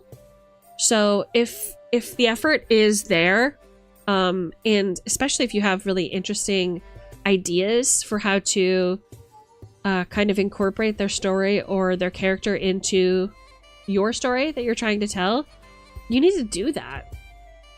I had a really frustrating experience one time. Well, a few times, but this one time that I'm specifically referring to is a time when I was, my character that I was playing, I wrote a really detailed backstory. I wrote about where she came from. I wrote about like their customs. It was a lot. Granted, it was a lot, but the thing was we were supposed to be doing world building together. Like everybody at the table had a hand in world building. So I was like, fuck it. You give me the reins and I'll write you a fucking world, baby. So I did. I was writing like customs for the people, you know, what they were like, where they lived, what their village was like the general vibes, just stuff to like chomp onto. And, you know, coming to one of the first games at this campaign, the dungeon master, we were talking about our characters and they said, oh yeah, you know, it's too bad I'm like the only Fate Witch in my village anymore. And the DM was like, what, you are? I was like, yeah, my mom was supposed to teach me how to be a Fate Witch, but she died. And she's like, oh, I didn't know your mom died. And the way that stung and the anger that I felt hearing that was unreal. I was very upset. It was one of those hold me back moments. You know what I mean? I'm not a real captain. I just play it on the TV. I'm a recovering VTuber. Ah. Gotcha. What made you decide to stop VTubing? I'm gonna have a strength index of 20 once I'm finished sewing. I mean, sewing does take a lot of both, so I could see that happening for you, Zero. My theming was I was the AI entertainment in a stasis pod. The stream was stuck as we traveled through space. Ooh, that's really cool. Taking notes? Yes, take notes. But that was years ago, so AI wasn't as volatile to say, ooh, yeah, I understand that.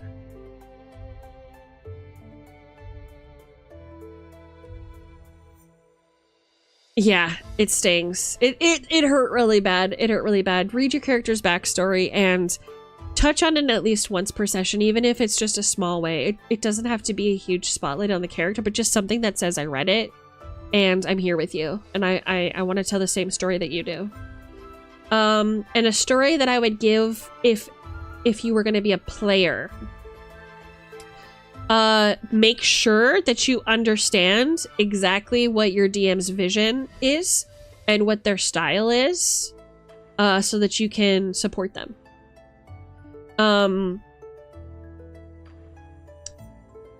You are going to sit at a table someday where the DM is not putting enough energy into the game.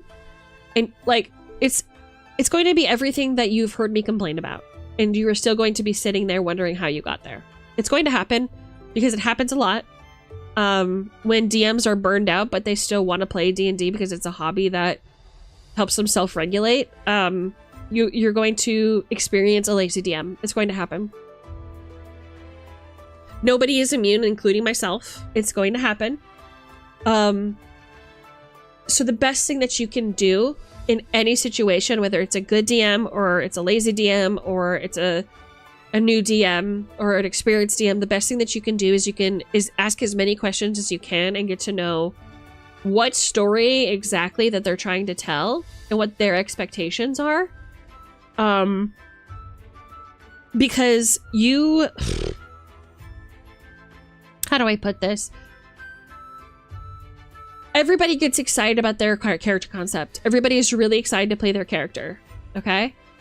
And it is very difficult as a DM to tell somebody no when it comes to their character, because you want them to be excited and you want them to be engaged, but sometimes the character doesn't fit in with the setting. So be prepared to edit yourself and re-roll if needed. And inquire with your DM about like what they need from their players in order to make a successful story. Because there are a lot of lazy DMs out there, sadly, what that means is there are going to be characters that you have heard about, but for some reason the DMs don't have them interact with the party at all, because they are expecting you to interact with the things that you're interested in. They're going to expect you to go out and find the stuff that you're interested in. And that can create conflict. So to avoid that conflict, go to your dungeon master and go, hi, I need to know kind of like what the vibes are, what story you're trying to tell. I have an idea for my character concept, but I'd love to work with you on how that works within your world. And how I can roleplay this appropriately for the story that we're trying to tell together. And then once you have an answer to that, go, okay, thanks for working with me on that. Just so I know, you know, I'm definitely like a very story-driven kind of like RP character or whatever. Can you tell me what are some of the best ways to like interact with certain story beats that I'm interested in? Is this something like, do you want me to communicate with you on the side, like after game, and say like, hey, like here's some things that I was interested in doing, or like, do you want me to just like get up and walk over there, or do you have like set times when maybe these characters are going to like just introduce themselves, like just get an idea, and then you'll know if there are red flags as well, because if a DM really can't answer your questions, that's not a good look. A DM should know how to help you get what you want, because all we want is for you to find the clues and kill the big bad and solve the puzzles. That's all we want. And then leave the table going, oh man, that was so awesome, I had such a good time, I can't wait for next week. So like, help me help you. I guess communication is my biggest advice for anybody, player or DM. You guys need to fucking communicate. You need to fucking communicate. Stop feeling embarrassed. Stop feeling shy. You need to walk up to somebody and talk to them about your feeling. Do you feel like you were treated unjustly at the table? Guess what can fix that? Walk up to your DM in private during a time that is appropriate and say, hey, I just want to talk to you about game and how I felt about it. I don't know, I'm feeling a little blah, blah, blah, blah, blah, and then go into talk there. Do you feel like you had a really great time? And there were story beats and moments that you really enjoyed? Guess what will encourage more of those story moments? You talk to your DM. You go, oh my god, I really had such a great time. Thank you so much for doing X, Y, and Z. I can't wait to see what the future holds for Y. Do that shit. You need to fucking do that shit. Please do that shit. You know?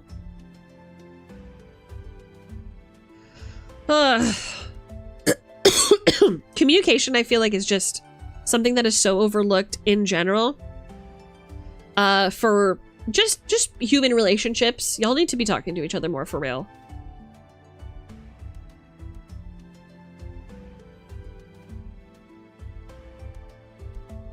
I'm sorry, that was your DM? Yeah, it was. It was. And this was a DM who is just as experienced, if not more experienced, in the TTRPG sphere than I am. It is, I would say that we both have a career within TTRPGs, but this person has more hands-on experience. I'm in a lot of TTRPG circles. I'm friends with producers, artists, writers, content creators for a plethora of TTRPGs because this is my lifeblood. I fucking love it, right? This person is definitely in deep in some of those circles and is a larger name in some of those circles, and that was an experience that I had. And you know what fixed it, folks? You know what helped me out a lot? Communication. Communication! Who would have thunk it, right?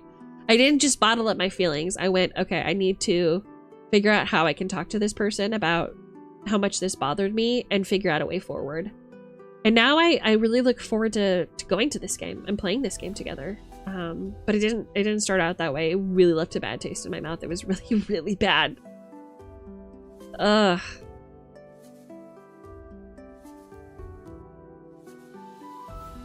Pro tip to wizard cosplayers: if you want to mimic casting Fireball IRL, attach a revolver to the tip of your staff. No, do not do this. Do not do this. Miyamoto says, do not do this. Yeah, please give positive feedback to your DM. Oh god, yes, please.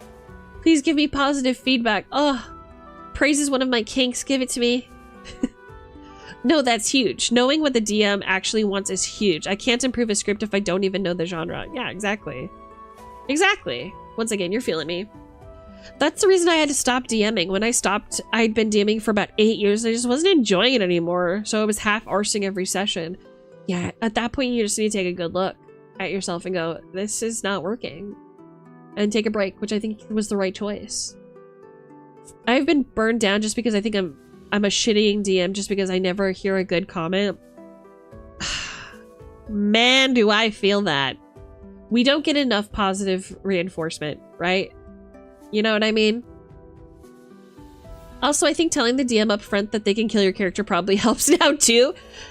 If that's so taboo, sometimes you need to frag someone for the narrative. Huh. I've heard this. I've heard people say like, oh, it's okay if you kill me, blah, blah, blah. That usually makes me raise an eyebrow and wonder if they're fully committed. I want to know why. Like, are you trying to help me? Are you thinking that this is maybe something that like I want? Like I would talk to you and be like, okay, I don't, that's not my goal. It's not a PvP situation. What are you saying to me? It really feels like magic when the DM and players work together and cook up interesting story plots. Ugh, so true, Joseph. 100% agree. It's a team sport and the DM should be on your team. That's the way that it is. You'd think that a mostly oral-based game would hint that communication is needed. You'd think. Use your mouth in this oral-based game. I agree. So painfully true. It's sound advice, especially for a social game like D&D. Aye. Quachi1, sorry I didn't see your comment. I'm reading through whole chat right now. Welcome, welcome. I don't care how big or small the room is. I said I cast Fireball. I've heard this sentiment many a time. Welcome. Welcome to the guild. What did needs? Communication. What did D&D players hate? Communication. Yeah.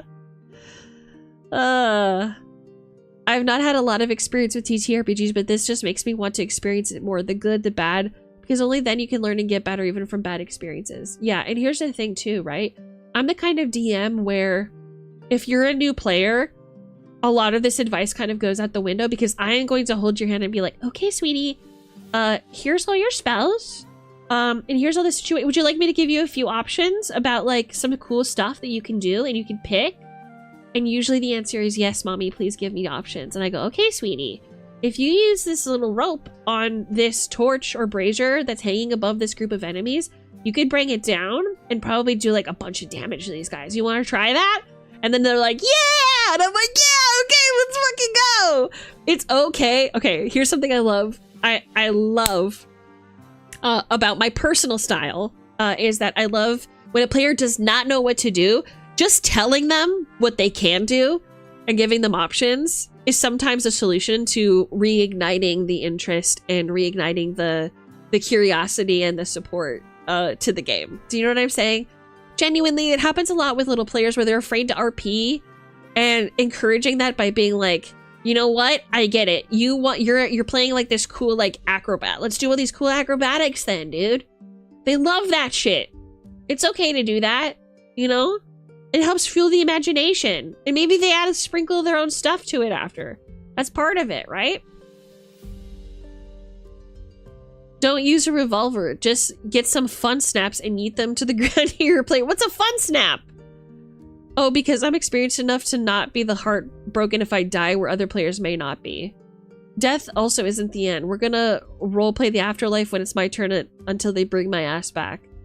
My RP experience also just comes from UO as much from D&D. I understand. Keep in mind, Esme is doing that with fully grown men. Yeah, that's true. That's true. Hi, Ergo. Welcome, welcome. Welcome, welcome, Ergo. How did you hear about us? Dealey on YouTube chat says, I hate communication, but it's so real. I've only had my character die once, and it was because I was leaving the group, and DM asked if he could do it for dramatic effect. Yes, I feel that if you were going to do a character death, if you were going to kill somebody in-game, obviously communication is required. I don't think, unless it's a huge part of the plot, that you should think so far ahead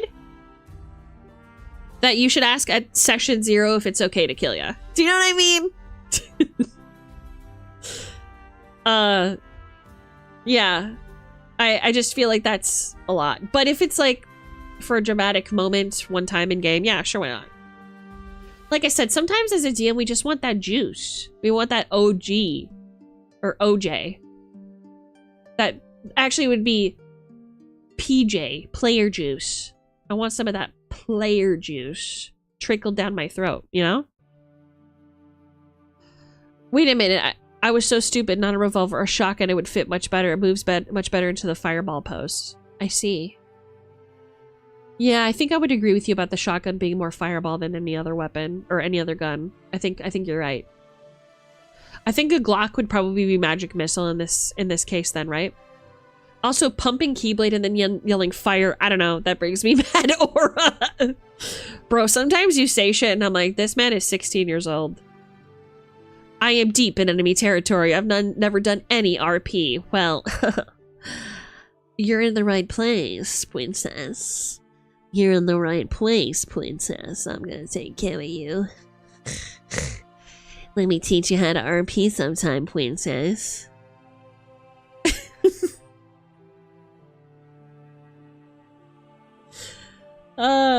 Yes, he was taking over for the previous DM and had really beefed up the big bad. Oh my god. Oh my god. You know what always really like sets me up for like feeling baffled in a game? Like if you wanna make me tremble a little, introduce like a lesbian that I can flirt with and she flirts back and seems interested in my advances. Usually what happens is I play somebody flirtatious, I can't help it, I'm sorry. And then everybody at the table, including the DM, just rolls their eyes and I'm like, gotcha. But when they actually buy into my charms, I'm like, wait, are you saying that worked? Wait a minute. That worked? Uh-oh, I gotta go. I'm scared. I'm scared. She pretty, I go. You know? Sorry, I was working. Now I can answer. I want to push back on the idea that being okay with the character death means I'm less attached, though. Can't cotton to that. Okay. So what's your pushback? I play Powerhouse Lancer rule characters, staying behind while the party survives and having a noble sacrifice at the end of like session 10 rocks. Sure, but how many times do you do that? How many sessions have ended that way? And how many times, like, and here's the thing, it's like, again, kind of assuming the intent of the DM, I guess. Because if you tell me, hey, it's totally okay to kill me, I'm still going to raise my eyebrow at you and be like, okay. I didn't say I was going to kill you. It's like, imagine walking into a room and be like, ladies, just so you know, it's okay to tie me up and roughhouse with me if you want. And everyone's like, what are you talking about, brother? Nobody's gonna do that to you. What do you mean? Ow! Chops down tree flirtatiously to make more swords. Oh my god, I swear to god, man. She thought her flirting wouldn't have consequences. See, that's the thing. When I am at the mercy of a beautiful woman, that's when things become quite dangerous, I fear. I don't want my shenanigans to have any consequences. No, thank you. We were talking about player deaths, you drink. You dink.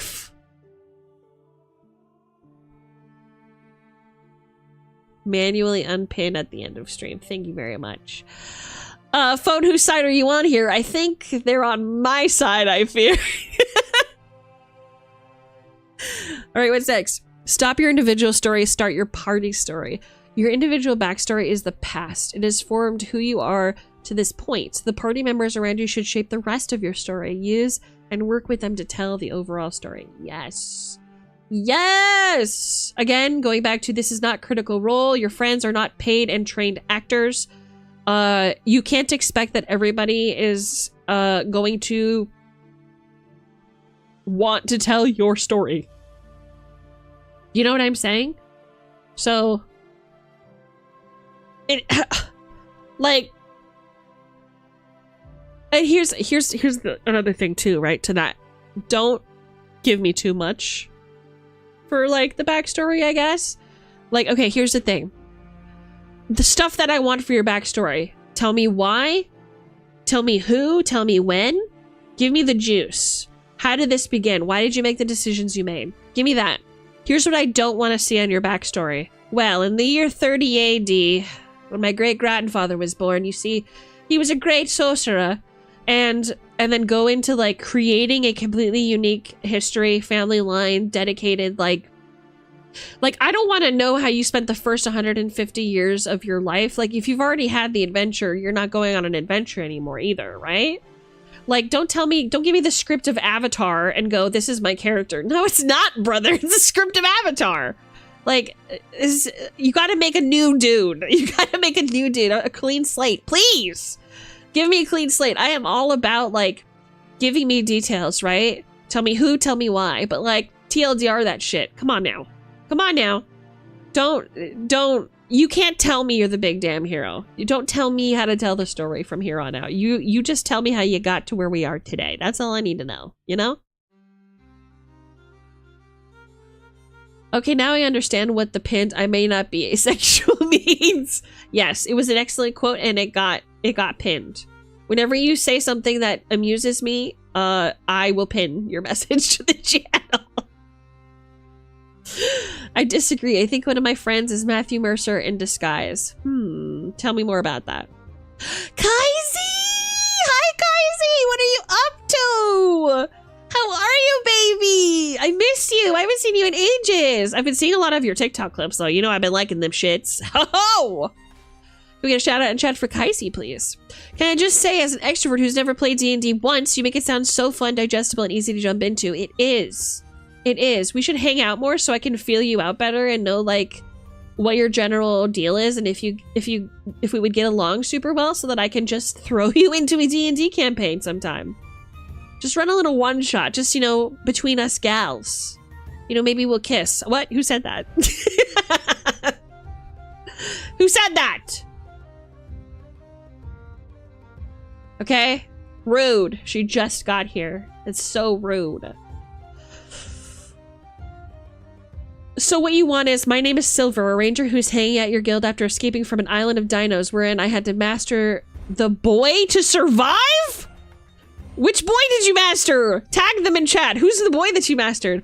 I've been dying to catch another one of your streams. I love your stuff so much. Fucking shut up. You're so sweet. You're so fucking sweet. I have been feeling the same way, Kaisi. It seems like we're on opposite ends of the earth. I'm in Scotland and I think you're in America. But I am very curious, and you know I be liking up your TikToks, baby girl. You know I be liking up your TikToks, princess. You guys, Kaisi is an amazing dragon VTuber. You should absolutely give her a follow.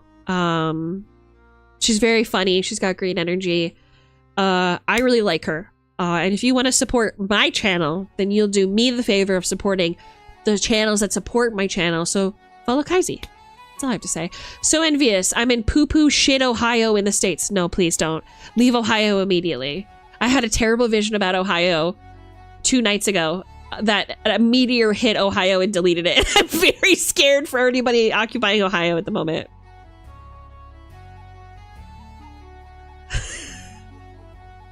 I'm not even playing. That's why chat is saying not Ohio. Like, this isn't a meme. I genuinely, chat, tell Kaisi that I was looking through a bunch of like news articles and TikToks trying to find any information about a meteor hitting Ohio. Matthew Schmercer? No, Zero. It must just be a coincidence. Oh my fucking god, dude.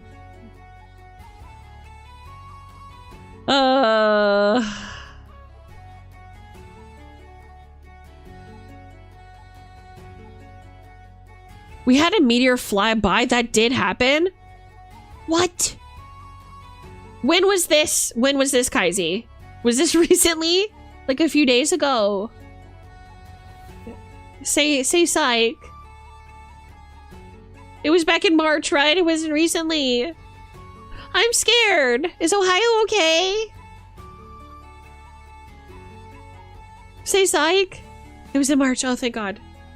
Okay, so we did see that one. I saw it. I'm scared.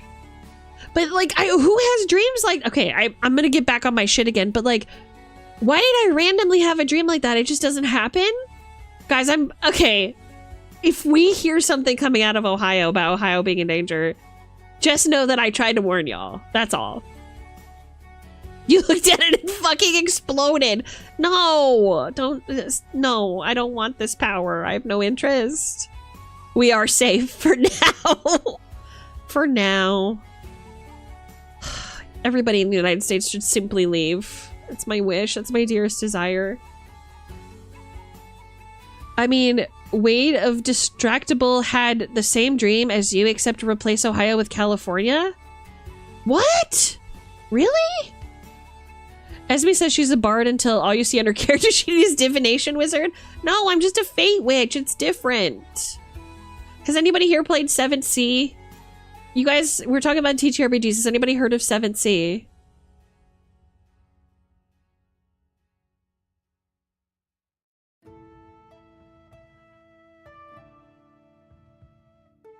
I once had a dream that foretold the future, but it was a lame fortune. What was it?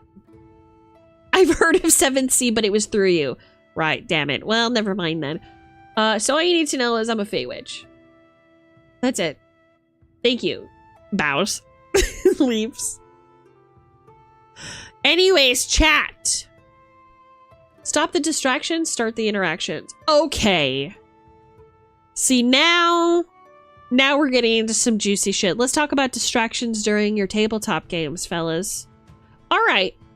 This is something that, as a DM, is really difficult to process. Roleplay is happening. There are characters who are not involved. What are those characters doing? They're texting, they're surfing the web, they're chit-chatting, shooting the shit, just completely ignoring the scene. I don't want you to do that. And at the same time, I totally understand why you would do that.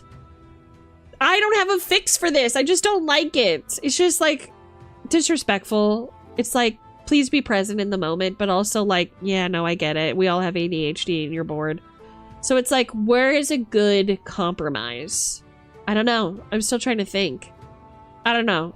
Everybody's had this issue. Did I tell you guys about the time that I ran an all dudes tabletop Dungeons and Dragons game, and one of the players was not only notoriously late, but was constantly falling asleep at my table? And from what I understand, it wasn't for lack of interest. It was just because he like stayed up really late, and also he had never played D&D before, and he didn't like know like what to do. If you're bored, take notes. It'll probably come in handy. I mean, that too, right? I get it, but be respectful of the spotlight if you want them to pay attention to your turn. Yeah. Try to pay attention. Ugh, yeah. Wasn't he also a boomer? He was not. He just had we called him a boomer because he had the personality of a boomer. He didn't know how to use a remote control. He was like 21. And he like didn't know how to use a TV remote control, and he didn't know how to work his computer. Like, we would say jump on Discord, and he would open up like Google Doc, and he'd be like, I'm here. It's like a totally different program. He would like play with like his keyboard disconnected. It was crazy. It was crazy. And like, okay, so one of our jokes during that campaign was I walk off the boat. And the reason why this was a joke between us is because everybody was deep into RP. Everybody was like really, really enjoying the vibes, and this whole thing was that they had just gotten permission to walk through the front gates of this portside city that was locked down because the Empire had recently taken it and was trying to like keep outsiders out, but they got paperwork to like walk in through the front doors and like disguise themselves and gain access to this port city, which was like a resting stop for them to get to like their end destination, right? And the whole idea was this was like gonna be a cool session where everybody like went to like the bathhouse and had a party and just like relaxed and like kind of had some downtime to like connect with each other in between some of these pretty big, you know, adventures or whatever. And so they're all talking about being in the marketplace and like looking at like things that they want to look at.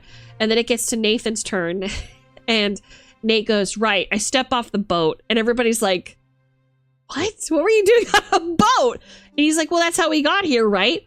We had just roleplayed 5 sessions of walking through a forest and a cave.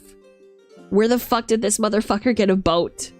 Everybody's like, I walk off the boat? The fuck do you mean by that?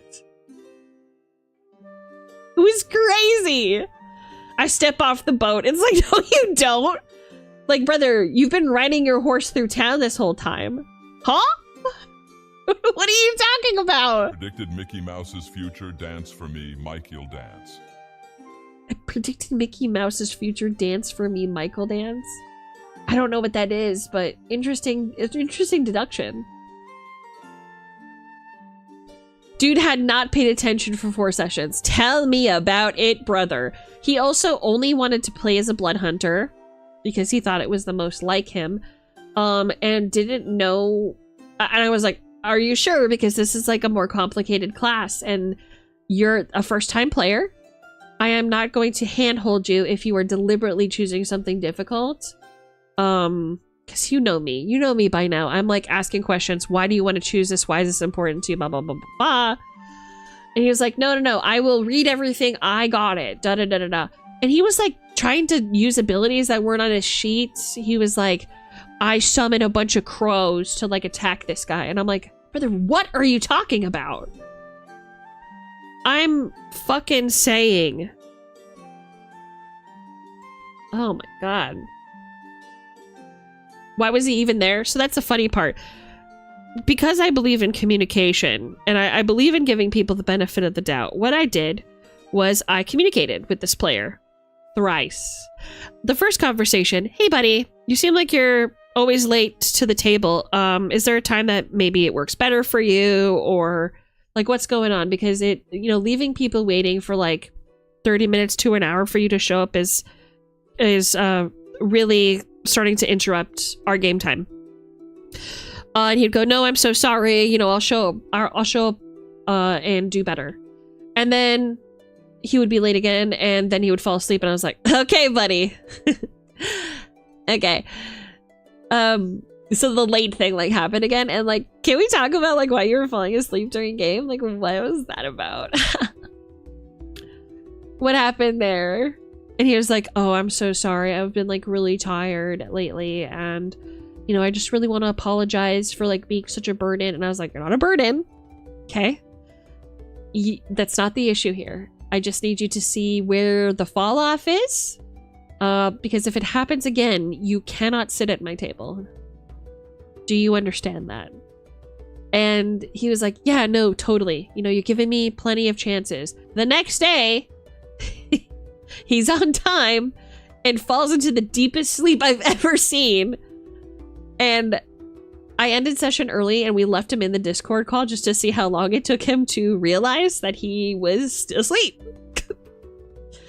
And a couple hours later, he finally woke up, and I messaged him and I'm like, hey buddy, you know, we talked about this. Unfortunately, I can't have you sit at my table. This is rude. This is not very kind. I work really hard on these sessions. I prep a lot for these games. Not only were you ill prepared to play your character, which we talked about, and you know I'm always open for like, if you ask me for help, I will give it to you. Do you know what I mean? Even if I'm like, hey, you shouldn't be playing this character, I obviously want the game to run smoothly. I'm not gonna just let you lay in the mud I'm going to be like, okay, you know, let's look at your character sheet and let's get used to some of these abilities and talk about what you can do. Again, I love giving people options, but this MF was not aware of his character, didn't care, falling asleep at the table, never had any idea what was going on. It's rad, no mad. Welcome to the chat. Good to meet you. And I kicked him. I kicked him from my table. And then, I guess in the name of brotherhood, everybody at the table got mad at me for kicking Nathan. Everybody was like really into this dude or whatever. So they all like bounded together. Thank you so much for the follow. Holy shit, we're at 940. If we get 10 more followers, we hit 950. That would be crazy. And so they're just like, in the name of brotherhood, just all decided to leave as well and had this very like, hey, I don't like that you're just gonna kick him. You know, he's a really sleepy little guy. I can't believe that you would do, like, completely disrespecting my time and my experience at the table. And they all like got up and left and they were like, we're gonna start our own game. And this guy's gonna be the dungeon master, blah, blah, blah, blah, blah. And I was like, okay. I was like, at the point where I was like, look, brother, I know I didn't do anything wrong. Looking forward to 2 weeks from now, you being like, yeah, it didn't work out. That guy kept falling asleep. But, you know, maybe when it happens to you, you'll be a little less sexist. Let's find out. And sure enough, 2 weeks down the road, I have one of the players who still remained a friend after that point come up to me and be like, yeah, the new DM's having a lot of trouble with Nathan. And I'm like, oh, really? Having trouble with... I'm sorry. Did you say Nathan? He was having trouble with... No. Nathan was such a pleasure. How could this happen? No. Nathan, not Nathan. No. Surely not Nathan. Brother, I was in stitches. I was like, yeah. Yeah, no kidding. No kidding. Oh, who could have foreseen this terrible tragedy? Anyway, it's just like, I was really disappointed, but I think I just kind of looked down at my hands for a minute, stared into the middle distance for another minute, and then went, okay. Watched them leave just because I was like, let them. Do you know what I mean? Sometimes you just gotta let them. Gee, I wonder. And then they ended up kicking Nathan. And I was like, oh, that's so weird. How come nobody stood up for him? Poor Nathan. Nobody stood up for poor Nathan. Oh, Nathan. No. Oh, Nathan. There were never any signs. We didn't see. That's really unfortunate. I hope that you got at least... you got to at least use some of what you put it into later. Yes. So the sad part is, it was based on Bravestone lore. It was my first attempt and foray into running Bravestone lore for a group of people that I trusted at the time. We had really good energy. Everything was working really well. And then I guess if you get too many like straight dudes together, they form a bond that is unbreakable and it doesn't matter what terrible atrocities the worst player at the table commits, they will stand by him. Okay, see you later. Listen, whatever, man. It's not like if I had anything to apologize for, if I had anything to feel bad about, I would have felt bad that it ended. But I didn't do anything wrong. I did exactly what any dungeon master should do in that scenario. So I just kind of like watched them leave and I was like, okay, good luck. Why do people use the name Nathan? It always seems to cause bad times. I don't know why that got me so bad. Oh no. I have a colleague called Nathan. Remind me to never invite him to D&D. It's a bad omen, I fear. I fear it's a bad omen. Hey, whoa, we're catching strays out here. It's true. It's true. The fact that they also couldn't handle him is a peak hypocrisy. I mean, what else could have occurred? What else could have possibly fucking happened? What could have come from that? Do you think that Nathan's suddenly gonna change his tune just because he has a new DM? No, you know why? Because it wasn't me. It had nothing nothing to do with me. Nathan didn't have his keyboard plugged in. That's not on me. Nathan didn't know how to plug in his webcam. Again, that's a skill issue that I couldn't prepare for. Like, okay, for those of you who know, he was Bill. He was IRL Bill, but like less lovable. Do you know what I'm saying? He was a less likable Bill. Does that make sense? Hello, Silverthorn tech support? Okay, the game was really fun though, because there were times when the guys would show up and we would do show and tell where everybody brought something to the table that represented their character. And one of the characters was married to somebody who made resin phallic decor. And he brought that to show it off. And we were like, brother, what does this have to do with your character? And he's like, I mean, it doesn't have anything to do with my character. I just wanted to see if maybe anyone was interested in buying one of these things. So we just had to, unfortunately, we had to insist it was canon to his character in some way. It was great. And then one of the players bought a goddamn revolver with them. Also Texan. He just had a revolver and he would just point it at the webcam. I was like, wow! It's good shit. See, that's what I'm saying. Like, sometimes the times were good. It's really funny. Really funny shit. I don't know. Maybe it's because I'm American. I find that shit hilarious. But here I am. You know, whatever, man. I love D&D, bro.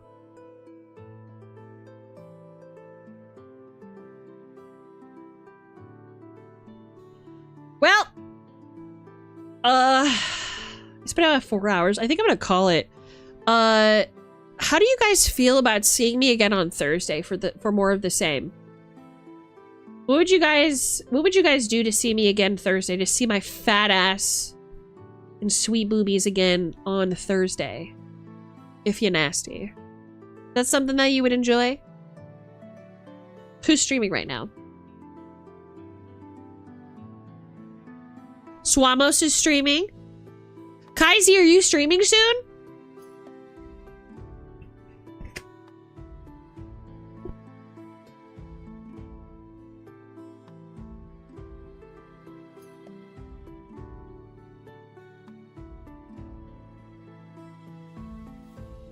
Not for a few more hours? God damn it. Stream on my schedule. I'm trying to raid into you. Alright, fine. I mean, I hate to be biased. Raiding once again into my main man, but Nico! Okay, actually, you guys are going to your auntie Nico. Nico is amazing. I am in love with her. Do me a favor and give her a fat follow once we get over there.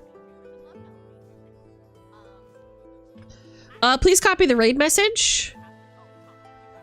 I'm gonna give my usual heads up. This message is foreshadowing.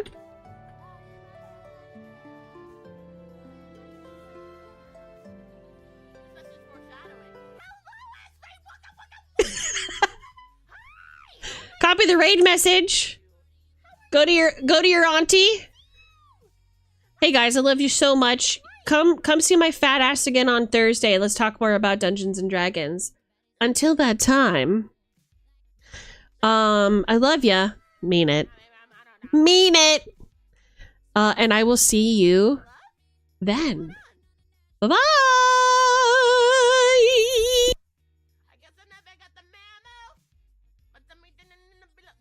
Oh my fucking god. You gotta be shitting me. You gotta be shitting me. Come on, let me go. Let me go. Let me go.